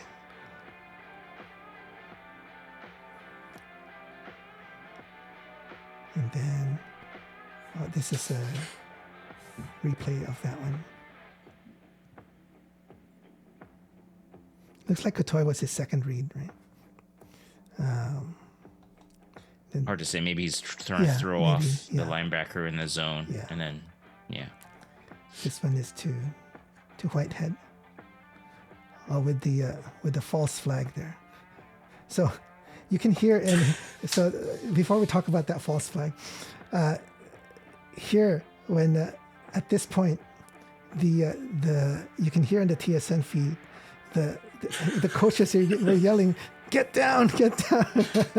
You could hear the entire bench. It was funny. But that flag goes up, and it's against Hatcher. It's against Hatcher. So this here is Hatcher. Okay. So if we go frame by frame,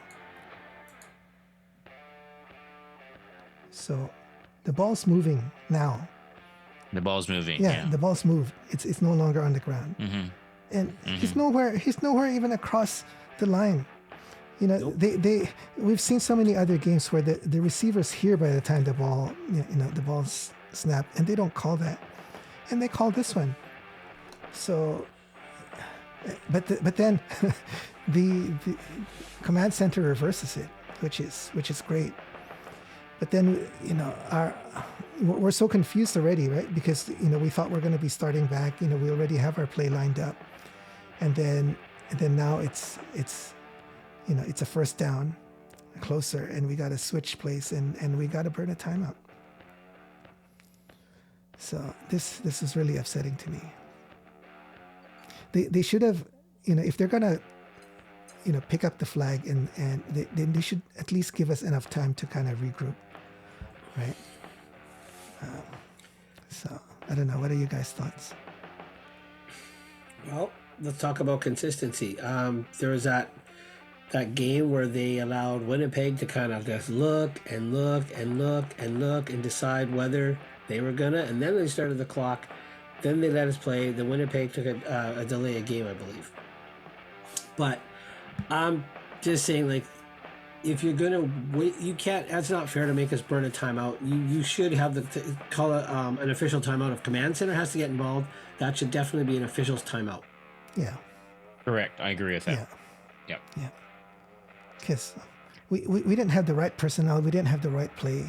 It's a big difference when if we're starting, if we're starting here or if we're starting here, right? Yep. That's a huge difference. So. With 19 seconds left. Yeah. Exactly. Or I think it was 15 seconds left when Lucky got down. Yeah, that's right. Yep. But to echo Arthur, or 13. In the NFL, the minute there's anything questioned, there is an official timeout right away. It stops that clock so the official can get it right. Yeah. Yeah. So, anyway, we still got the field goal, but that timeout we could have used that timeout in the second half. So, that's the adversity. One of the many adversities, right? So one of the many glorious calls by the officials. So the 13th glorious. Man. Yeah. The 13th man. Q2 stats: 15-10 first downs. Time of possession, we're still ahead, but they're catching up. Passing yards is still quite skewed, but rushing yards it's even. 3 sacks for them, 1 sack for us. So, from what I remember, Hardy had 89 yards in the first quarter, now only 30 yards rushing in the second quarter? No. He had 30 and he just remained at 30. Oh, I thought it said 5 yards rushing. Oh, that was his total yards, the 89? He didn't have 89. He only had 26. Okay. He only had 26 it said on the graphic. Okay. He only had 26 yards rushing for the game on 8 carries. He had 40 yards in reception yards on 3 targets. Okay, I thought I read the graphic. I'm wrong. I'm just mistaken. Yeah. I thought it. Okay. No worries. Yeah. So they didn't there was 30 yards net rushing after the first quarter, and it's still 30 yards rushing after the second quarter. Yeah. Okay. And the spoiler alert is that rushing yard total will just stay the same. So then that graphic on the bottom, right where this graphic says Woods 40 on that first quarter, I thought it said Hardy 5 carries for 89, but that was 5 carries within 89 rushing, passing, everything all together then. I don't think so, because he has According to the CFO statistics, he only has 66 yards total. Net yardage. Okay, for then the whole maybe game. that was a TSN glitch on that because like I thought, unless it's my eyes, I Yeah. thought I saw 89, but maybe it was only 39. Yeah, Maybe it was 39. Yeah, Yep. I'm not sure what was there. All right. So anyway, let's look at the Q3 plays. So Q3 starts off with BC kicking off, and then Hamilton gets the ball. And let's take a look at a few plays off this drive. This first one here, I want us to look at Tehema. So it's a tackle for no gain. Yeah, he got in there quick. Yeah, no, he was untouched. So this was a mistake by their left tackle. So I think, okay, if you ask me, 59 here ends up He went to double somebody? Yeah, double teaming that guy when he should have taken, Tehema. So Tehema came in untouched and stopped the guy at the line of scrimmage. Yeah, maybe Butler was supposed to influence him or do something, but he didn't. He wasn't fooled at all. Yeah. So anyway, It's a counter to a run pass option. They're trying to they're doing that run pass option because then both the quarterback and the running and Butler went to the left, right? So they're trying to suck in the end. So eventually, later in the game, that the end will bite on the counter and let the run pass flow to the left unabated. And you'll see that run pass option later on in the game where they both went left. Okay. It's a setup play for later. Okay. But this kind of sacrifices one play here because there's no gain, right? Yeah. Maybe that's Bo Levi's read. Like he can either give it to McAllister or not give it to McAllister, and he rolls out and hits Butler. But that's his read. What to do? Yeah. I think. Do we have a play like that in our playbook? Have we ever attempted to play like that? We don't do that. Yeah. But you'll see Hamilton does that more when Schultz got in. When Schultz got in, they did a lot more of that. Because then they also have to worry about Schultz's mobility too, right? Yeah. Well, we don't have a quote unquote running mobile quarterback like Schultz or Trey Ford or Crum. Yeah. So you're right, Arthur. If you look at all the blocks are all going that way. So if the play, so it's a good play. if the play was here, then these are all sealed, and it's just this one guy that they have to beat, right? So if Tehema's bid on Butler, then McAllister's getting some yardage potentially. Because he could go up but inside because that. Yeah. Because the running backs kind of crossed, right? Yeah. So they're hoping that they're probably making that Tehema would seal that half and go after Butler. Yeah. Because Butler's wide open. Yeah. But that was a good play. Yeah. Okay. Nice. So next one here is it's an incomplete. I want to show you Betts here. He's double teamed and yet he still gets through.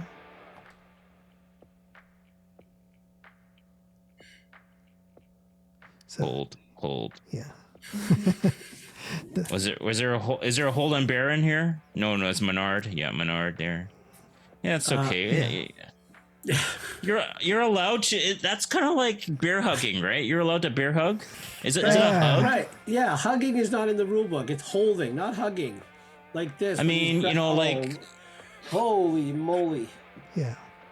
I mean, the official is, give the official credit. I mean, he is 5 yards behind Mitchell, 6 yards behind Mitchell. Maybe it's hard to see with, the black jersey and, maybe the black arm sleeves. You can seriously see that, Arthur, that Betts' left arm is in black as well as the black arm of the Ticat. So I guess the official thought it was Matthews' other black own hand. Yeah.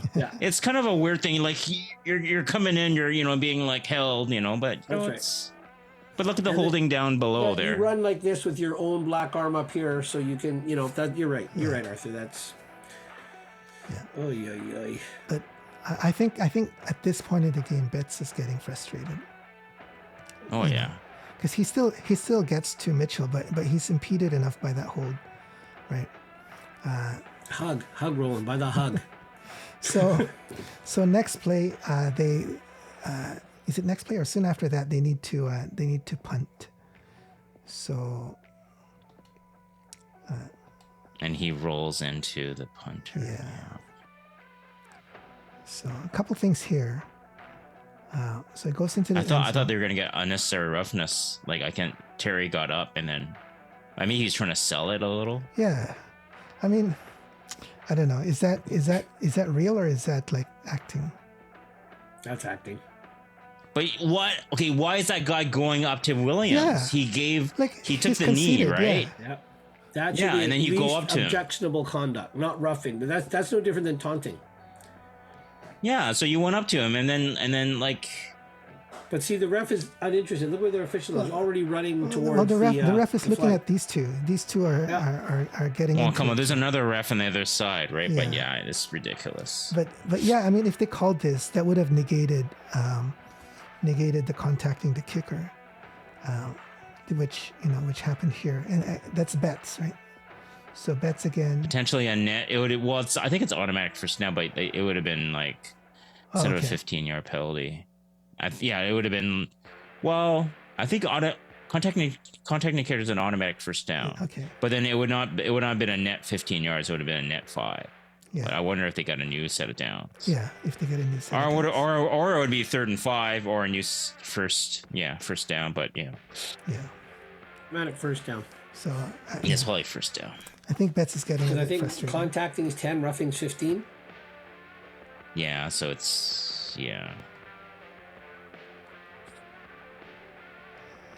And then next play, you got the next play queued up for Betts, right?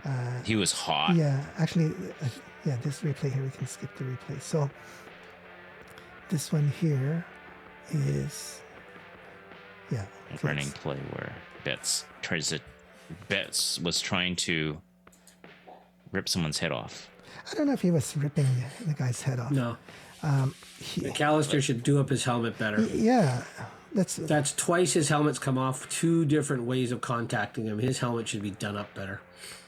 Yeah. And you got 15 yards unnecessary roughness. Look where Betts is. He's on his shoulder pads, middle of his back on the numbers. Okay, now his hands holding on to the hair. He's actually holding on to his hair. He must be so upset right Oh, now. yeah. Look at his face. So he's grabbing onto his hair. And then I think that pulls. Well, not the hairs. I guess this part of the the shirt that's covering his head. I think. And the hoodie thing. Yeah, I think that's what pulls it off. So you're right. Well, I thought it was a soft call. Yeah. I mean, Yeah. At least it didn't land on his head.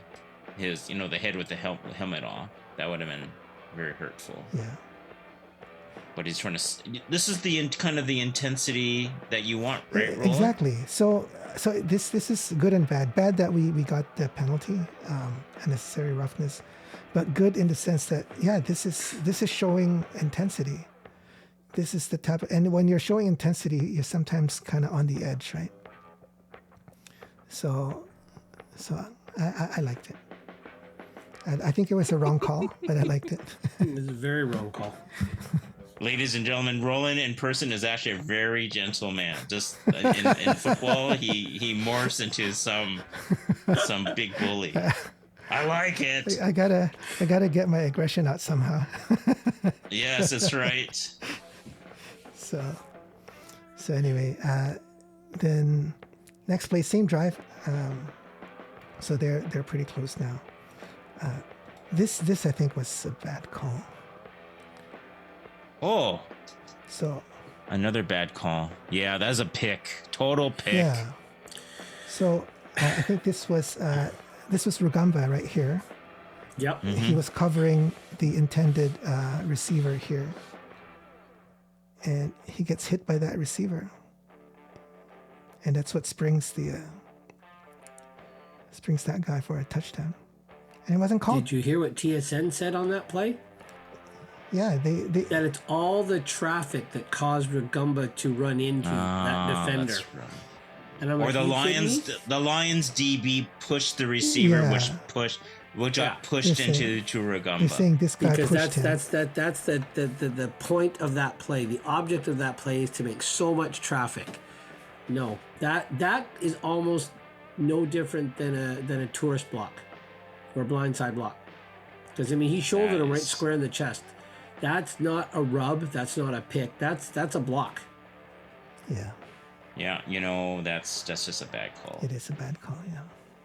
Because I mean, if they call some of the, and I'm not singling out our guys, but some of those illegal contact on a receiver downfield, some of those are softer than that was. That I mean, Oh, they for should sure. have an offensive illegal contact on a defender. But you Something. see that official sitting on the 6-yard line, Yeah. perfect view. Exactly. Yep. And then there's there's an official back there on the hash, perfect view. I just don't. Yeah. You know what? This is amateur hour, in my opinion. Amateur hour football. Sorry, I know you guys love the CFL, but honestly, and I do too. Calls like this is amateur hour. Yep. They have better This is a officiating bad look. in amateur football, in junior football. Yeah. Yeah. I don't know. I mean, And they can huddle up, right? The command center can do something too. Yep. yeah. I mean, they already did. This is this is a scoring play, right? Yeah, that's right. It is. I Yeah. don't know. Well, if you look at the official up there by the yardstick at the top of the screen, by the yardage marker, Yeah. he looks like he's running to kind of see what's going on. This one that Arthur says down here on the 6-yard line at the bottom of the screen is bent over scrutinizing the exact. I mean, it's almost like they There's just, nothing else. There's nothing else to look at for that that official at the near sideline. Yeah. I mean, true. Our DB here bumped into that receiver, but does that? But that receiver embellished the contact and then launched himself into the DB. Yeah. Yeah. to make it look like the Lion pushed him. Yeah, but is there not another official at the back of the end zone? There should is, be. Yeah. There's Yeah, one over but here. too far to see. There's one Too over far to see. there. That's okay. But it's the receiver. It's the official on the near sideline. Yeah. And It's gotta the make official that and the call. head referee, the two officials in the backfield there, they Yeah. can see it. Yeah.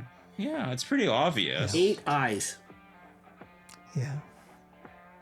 But I don't think there is a rule for contact on an eligible defender, but there should be. Yeah.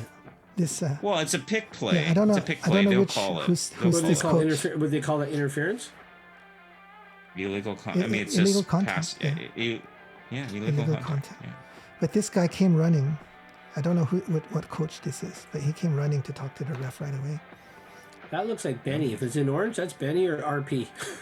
RP's though, yeah, and RP's like livid. Yeah. He's pointing. And the ref runs away from him. The official runs away. Well, he has to go like this, on the sideline. Right? Yeah. So this is a bad call. So anyway, after this, we have to do a kick return, and this is the play here.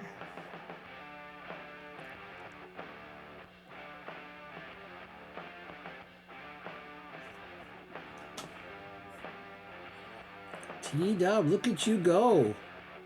Yeah. Yeehaw! That's nice. All the way past the center field. So this time we get the ball at, where are we? Hamilton, Hamilton 53. 53? Yeah, that's right. Hamilton 53. So then this next play is a pass to Hollins, an 18-yard pass.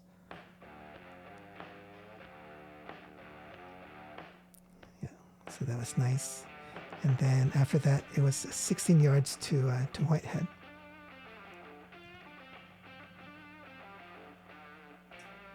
What? So it seems like we're on a roll. And then, surprise, surprise to Whitehead again. So This was a nice catch. yeah, This was a great catch. One-handed. yeah, exactly, a one-handed catch. So I've got a replay here. He was fired up. Yeah. Yeah, look at that one hand. It kind of slips through his hand, so he secures it with his thigh as he goes out of bounds. In enemy territory. Yeah. So that was beautiful. Everybody calling incomplete, incomplete. And then we have another one. This one is an 18-yard to Holland's.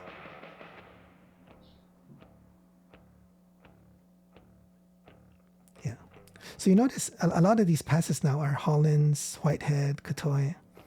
Hatcher was near the beginning, and then here he doesn't get too many targets. So. But don't you worry, Keelan Hatcher fans. He comes back. He comes back in a big way in the last minute and a bit. Spoiler alert. Yeah. So anyway, this the drive's not over, but the quarter's done. So it is Q3. At this point, the Hamilton stats are catching up because we had a bad offense on the third quarter, right? So passing is 250. Rushing yards have gone the wrong way. Yeah, we've actually lost yards, lost 3 yards, -3 in the third quarter. So from 30 to 27. And if you look at the time of possession, they've overtaken us, 24 to 20. Okay. And then next one here is pass to Katoy, 16 yards.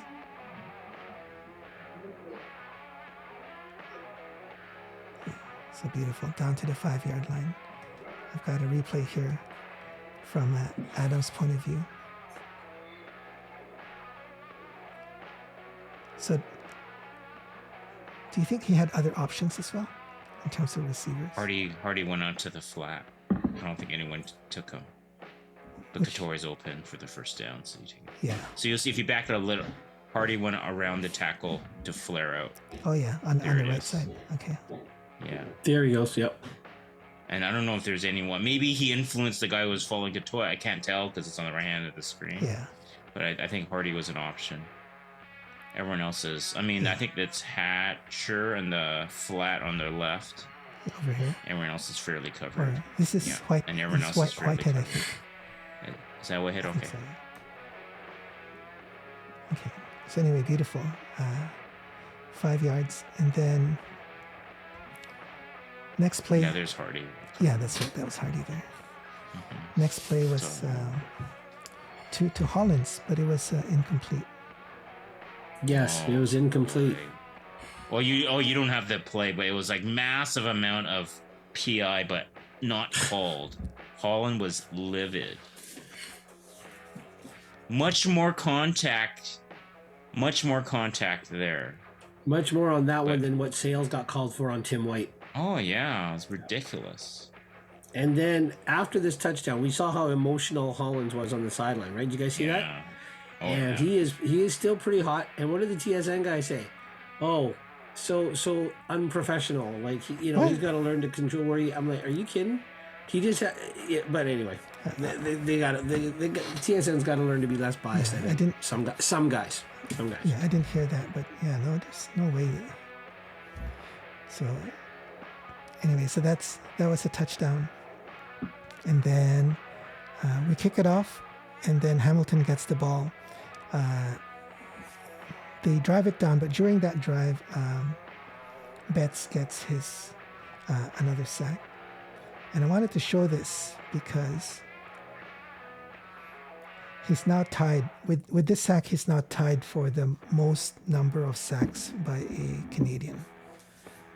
He's tied with is it Brett Johnson? Brett Johnson, and one other guy. Number 97. One other guy. So hopefully, if he gets at least one more sack against Calgary, then he'll beat that record.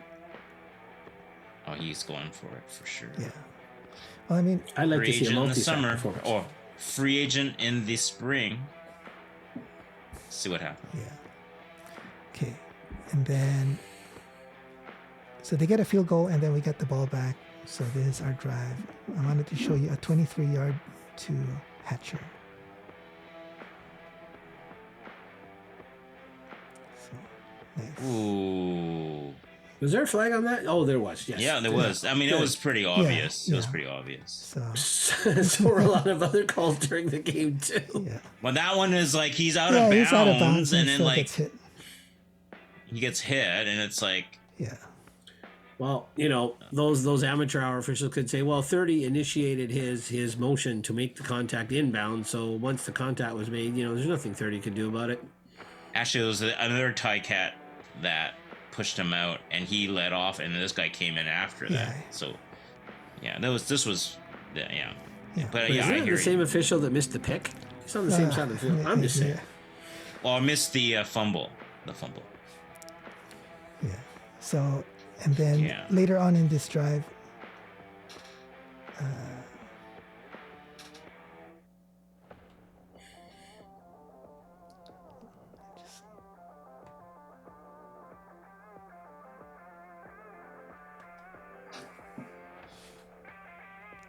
so this happens. It's intercepted.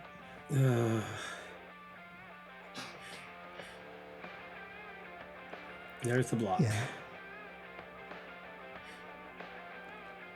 And right away, I knew it was just coming back. I saw that block. I'm like, yeah, it's coming. Yeah. Oh, I don't have the. How Adams got injured? Yeah, and I wanted to show where Hardy pushes the two guys up, but Oh, okay. it looks like I don't have that. Oh, you didn't let it run far enough? Oh, yeah, okay. yeah. It's fine. Let's just go on. Yeah, that was. So I guess it was a good read from. I guess this is 14, right?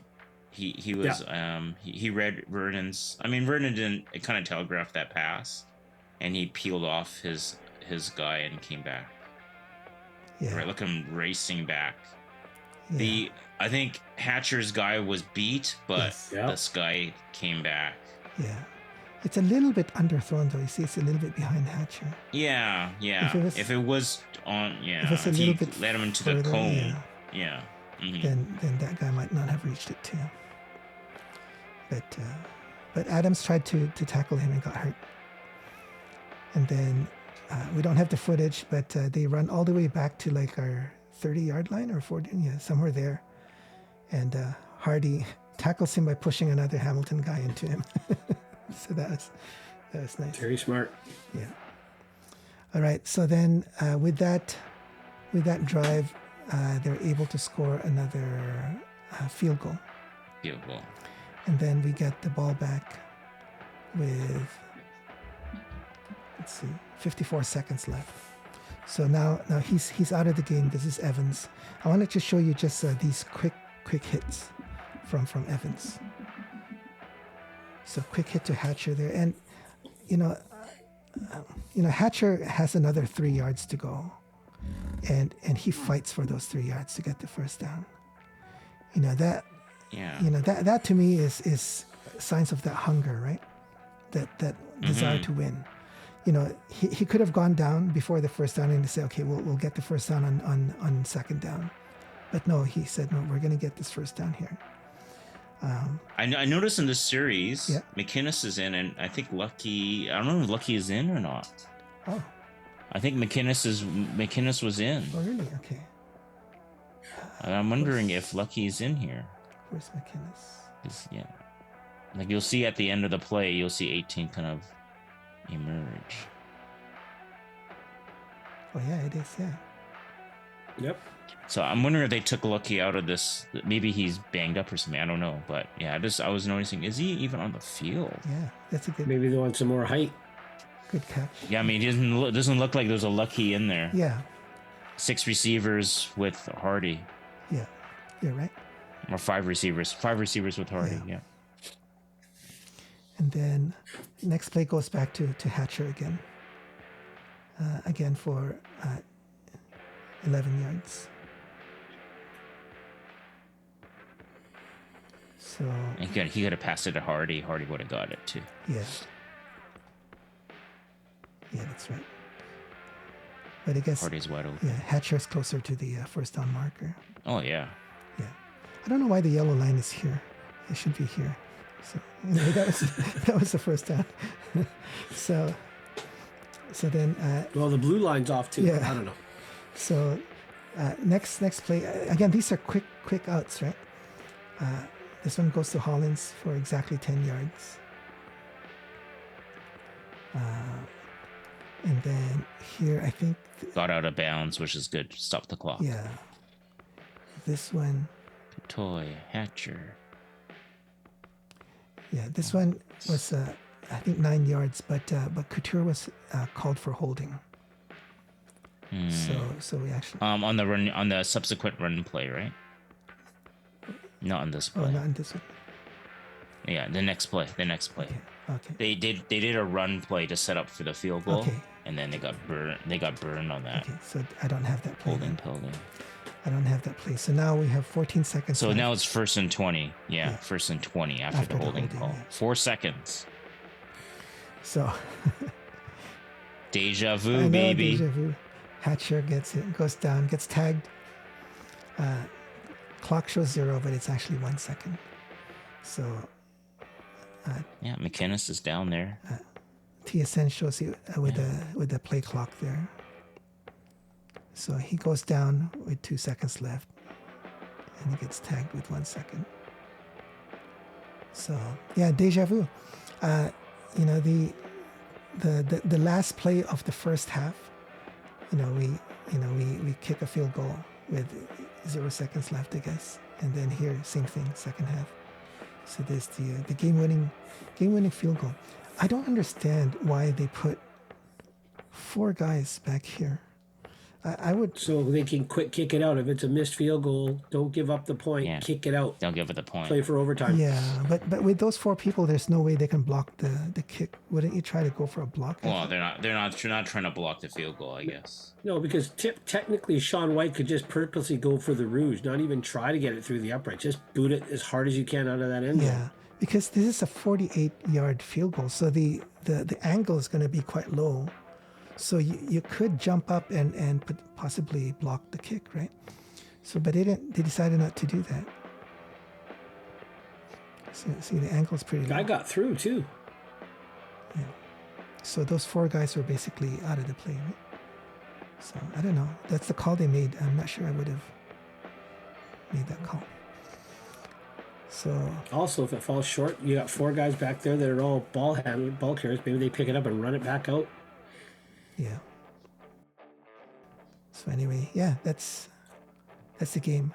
Quite an exciting finish. Deja vu at the end. You can't have scripted it any better. Two games. One where we ran out of time. One where we actually just got 1 second left, and that was. Yeah. All right. So time for the passion corner. You all set, Greg? I'm all set. All set. Okay, let's take it away. Leo's Legion, we escaped there with a win by the skin of our teeth. But you know what? I said at the beginning of the broadcast, and I'm going to say it again. I'm not happy. I'm not satisfied. But prop points all around from Greg's Passion Corner, where we hand out our props and our poops. No poops today. And let's just get right into it, guys. First prop point has to go to our good and faithful servant, Josh Woods. Like I said, busting his hump on special teams, finally getting a chance to show what he can do on D. And what did he do? A 46-yard pick 6. God did, just like you said, Josh Woods. Proud of you, buddy. Handing you a prop point. Hopefully we're going to get a lot more out of you for the rest of the year, especially in those playoff games. Calling you out, Josh Woods. Keep it up. Second prop point has to go to the newcomer off the practice roster, Jaquan Hardy. Hard running, tough running for a guy right off the practice roster with a week or a little bit to get the playbook in. Really happy with what you did. You carried the ball with some authority. You caught the ball with some good, stable, solid, secure catches, and you made quick decisions when you hit the holes. So that's a prop point for you, Mr. Hardy. Hope again with you. More to come. And the third prop point, our man, Arthur's man, my man, T-Dub, Terry Williams. Great field position you gave this offense. The third quarter, we've got that horrible trend of the offense sputtering. What do? You answer a Hamilton major by putting us on their side of midfield. Terry Williams, prop point to you. You've responded with all the call-outs and dumping on you that I've done. So, you know what? I'm going to stay a little bit hard on you, give you a prop point, because every unit, every player that we've called out here on 3 Down Bros has responded in spades. However, now we got to go to my dishonorable mentions. But before we do that, I want to hand it over to Arthur. Well, a little special thing is we've been calling out the CFL officials. It's a little bit of a theme today. And we've been giving them 2 points for just terrible calls. In my opinion, this game hit a new low. So instead of me giving you a poo point, we're gonna give you a passion point. It's because, you know what? We can't take it anymore. We give up.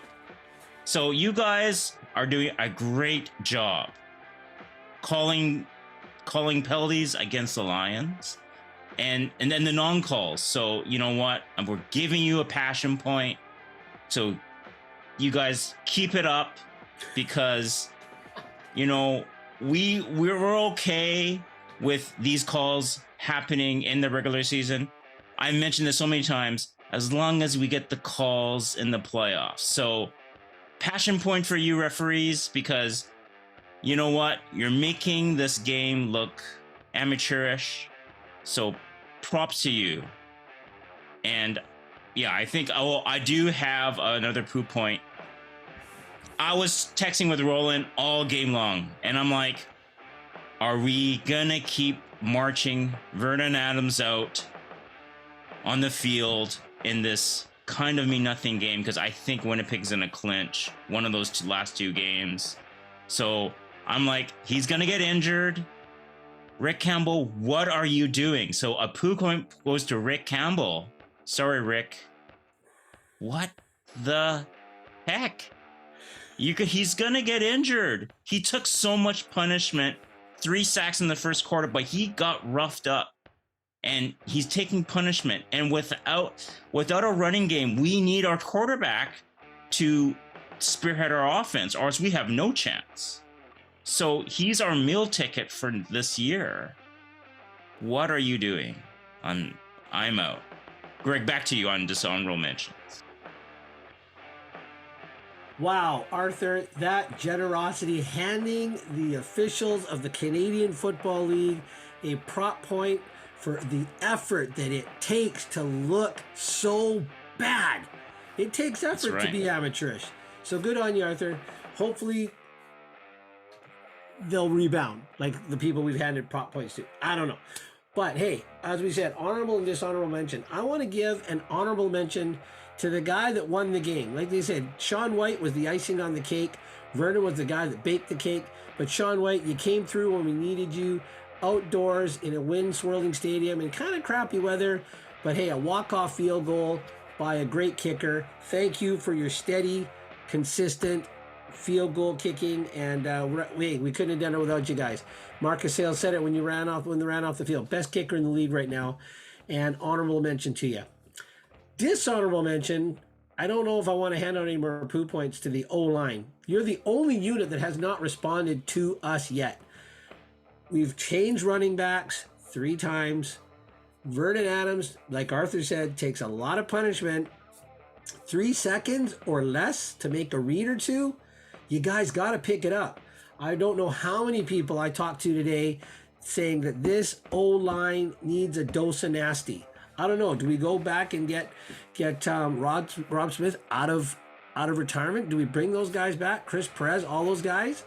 I don't know what it is with you guys on the O-line. You got to get nasty, and you got to get nasty now. We don't have time to develop. You guys need to become bullies for 4 more weeks. 4 more weeks of being bullies, then go back to the gentle giants that you guys are. I'm out. All right. Awesome, guys. Love that tag team passion corner. High five, Arthur.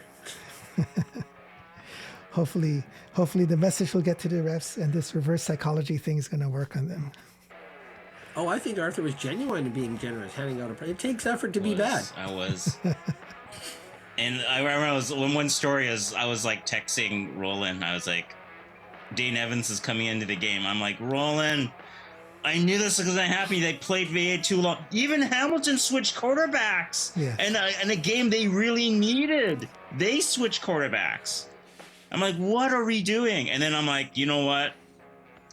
He's going to throw a pick. Evans is going to throw a pick. I said to Roland, Evans is either going to throw a pick or get 2 sacks. But to my enjoyment and I'm glad I was wrong. Yes. He marched down and got that field. Yeah. Marched down that drive. Yeah, kudos to him. Yeah, and because he's coming in cold, and I'm just like, okay. It's not easy. I mean, they always say you prepare like you're going to play, but when the moment comes and you come in and you're cold, he only had like a few minutes throwing the ball out, on the sidelines before he went in.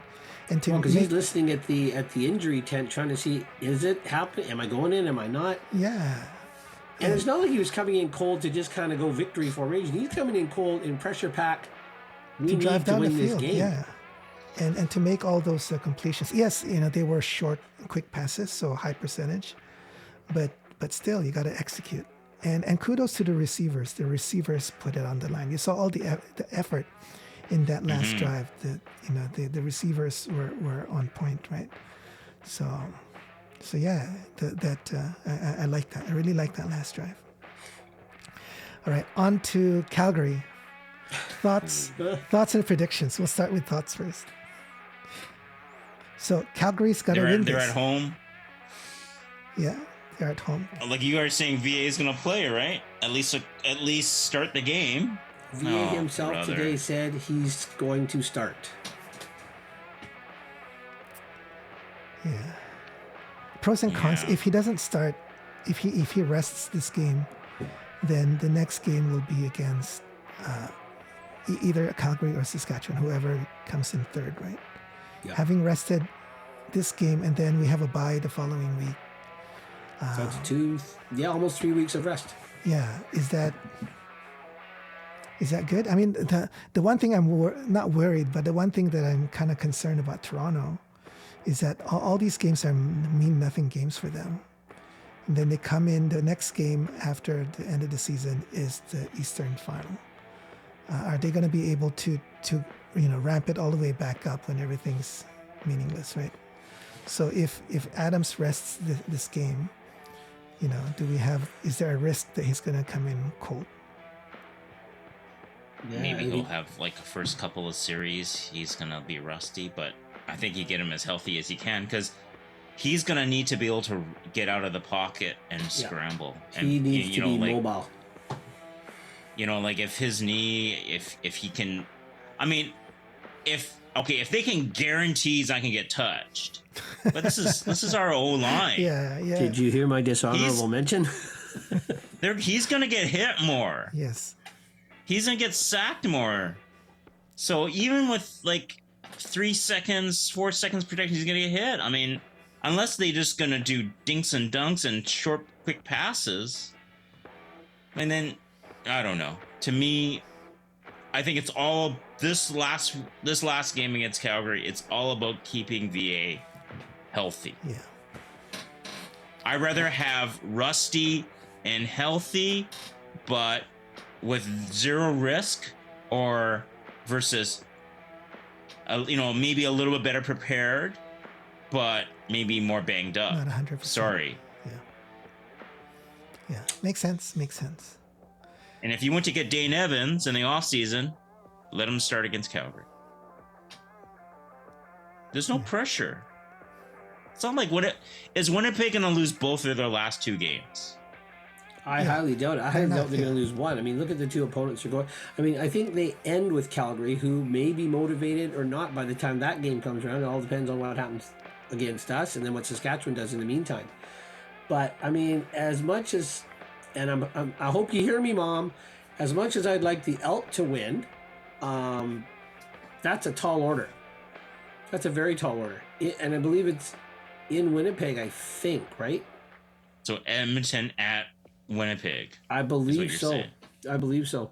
Don't like Trey Ford and Kevin. I mean, hey, if Kevin Brown runs for 390 yards and Zach Collaros never sees the field, stranger things have happened. And I mean, Edmonton did play them tough with Trey Ford, but then Winnipeg's experience and moxie and all that other stuff won it for them at the end. And I don't think Winnipeg's going to start resting players now with first place on the line.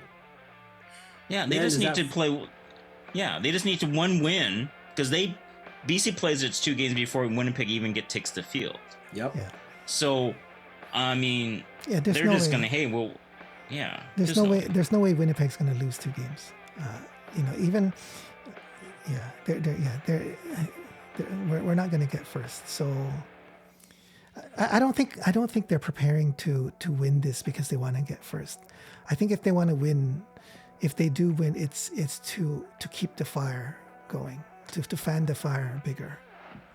I think that's if they're going to go all out, that's probably what the motivation is. It's not to get first. I think that ship has sailed, right? So. Yeah. Oh, that Friday game looms huge, didn't it? But no, maybe Winnipeg goes all out, beats Edmonton at home, and then they can start resting their players because then that guarantees them first. Then they can rest their players for Calgary, whether Calgary's motivated or not. Because as much as VA is our meal ticket, I'm sure Collaros is their meal ticket. But their O-line can protect Zach a lot better than and they've got a running game which allows Zach to not have so much pressure, right? Mm-hmm. Well, you better hope somebody doesn't want to take a 15-yarder against Oliveira or Collaros. You better hope. Yeah. So anyway, Calgary, what do you think is going to happen?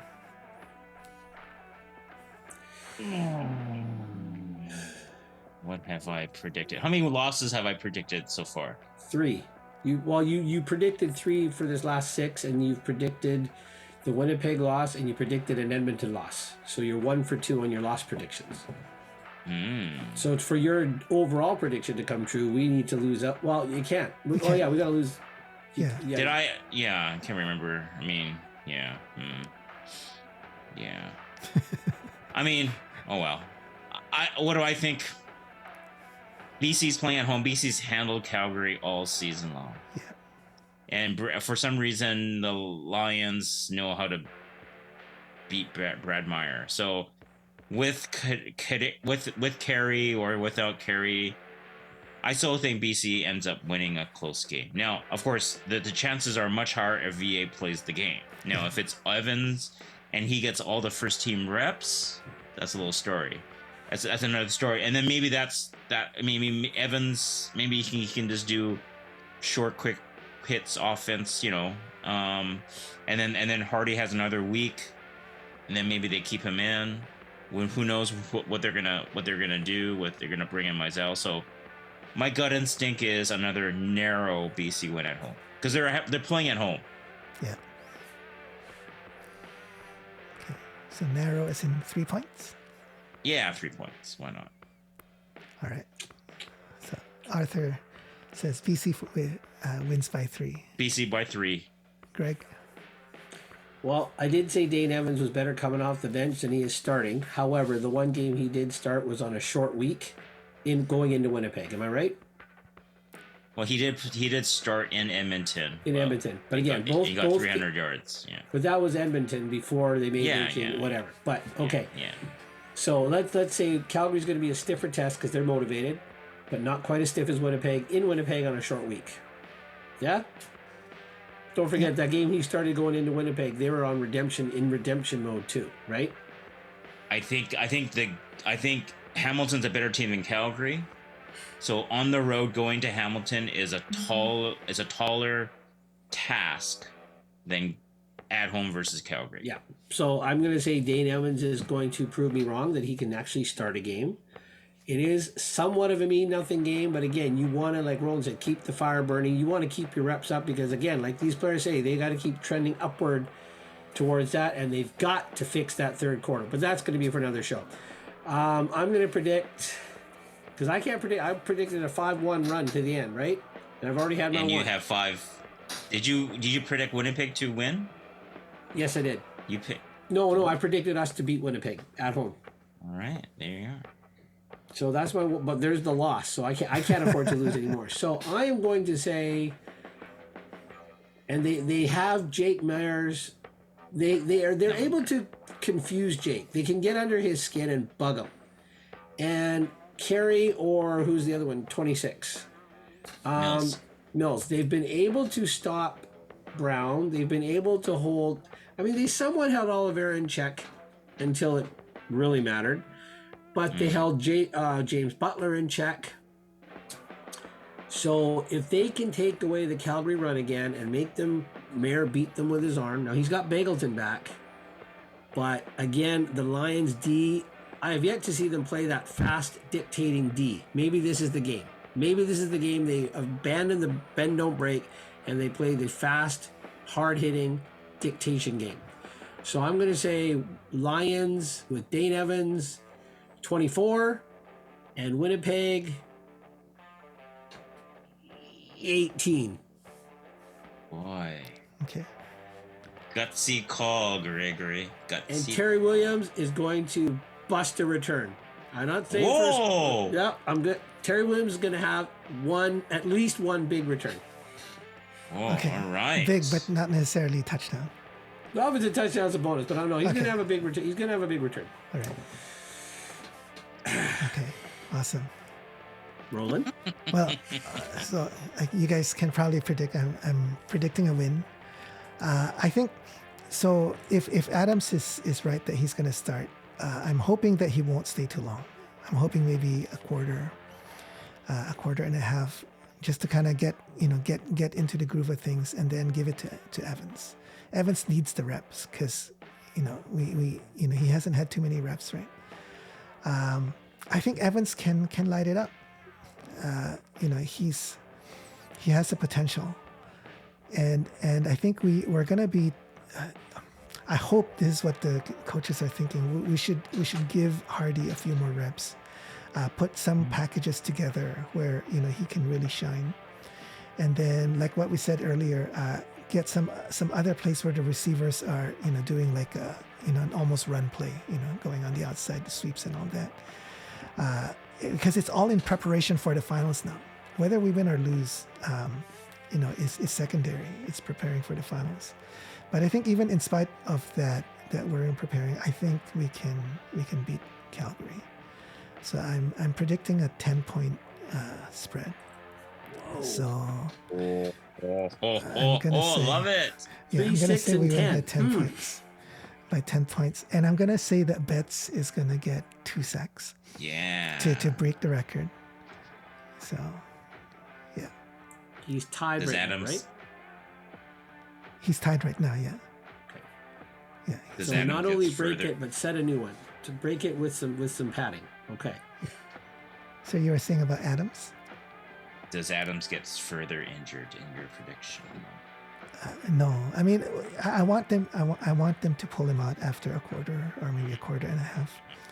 So I don't think he'll be injured, no. All right. Let me throw this one last point out to you guys. Again, going back to my O-line and their McNastiness. Calgary's motivated. Yes. If Vernon's starting, darn well that's your meal ticket.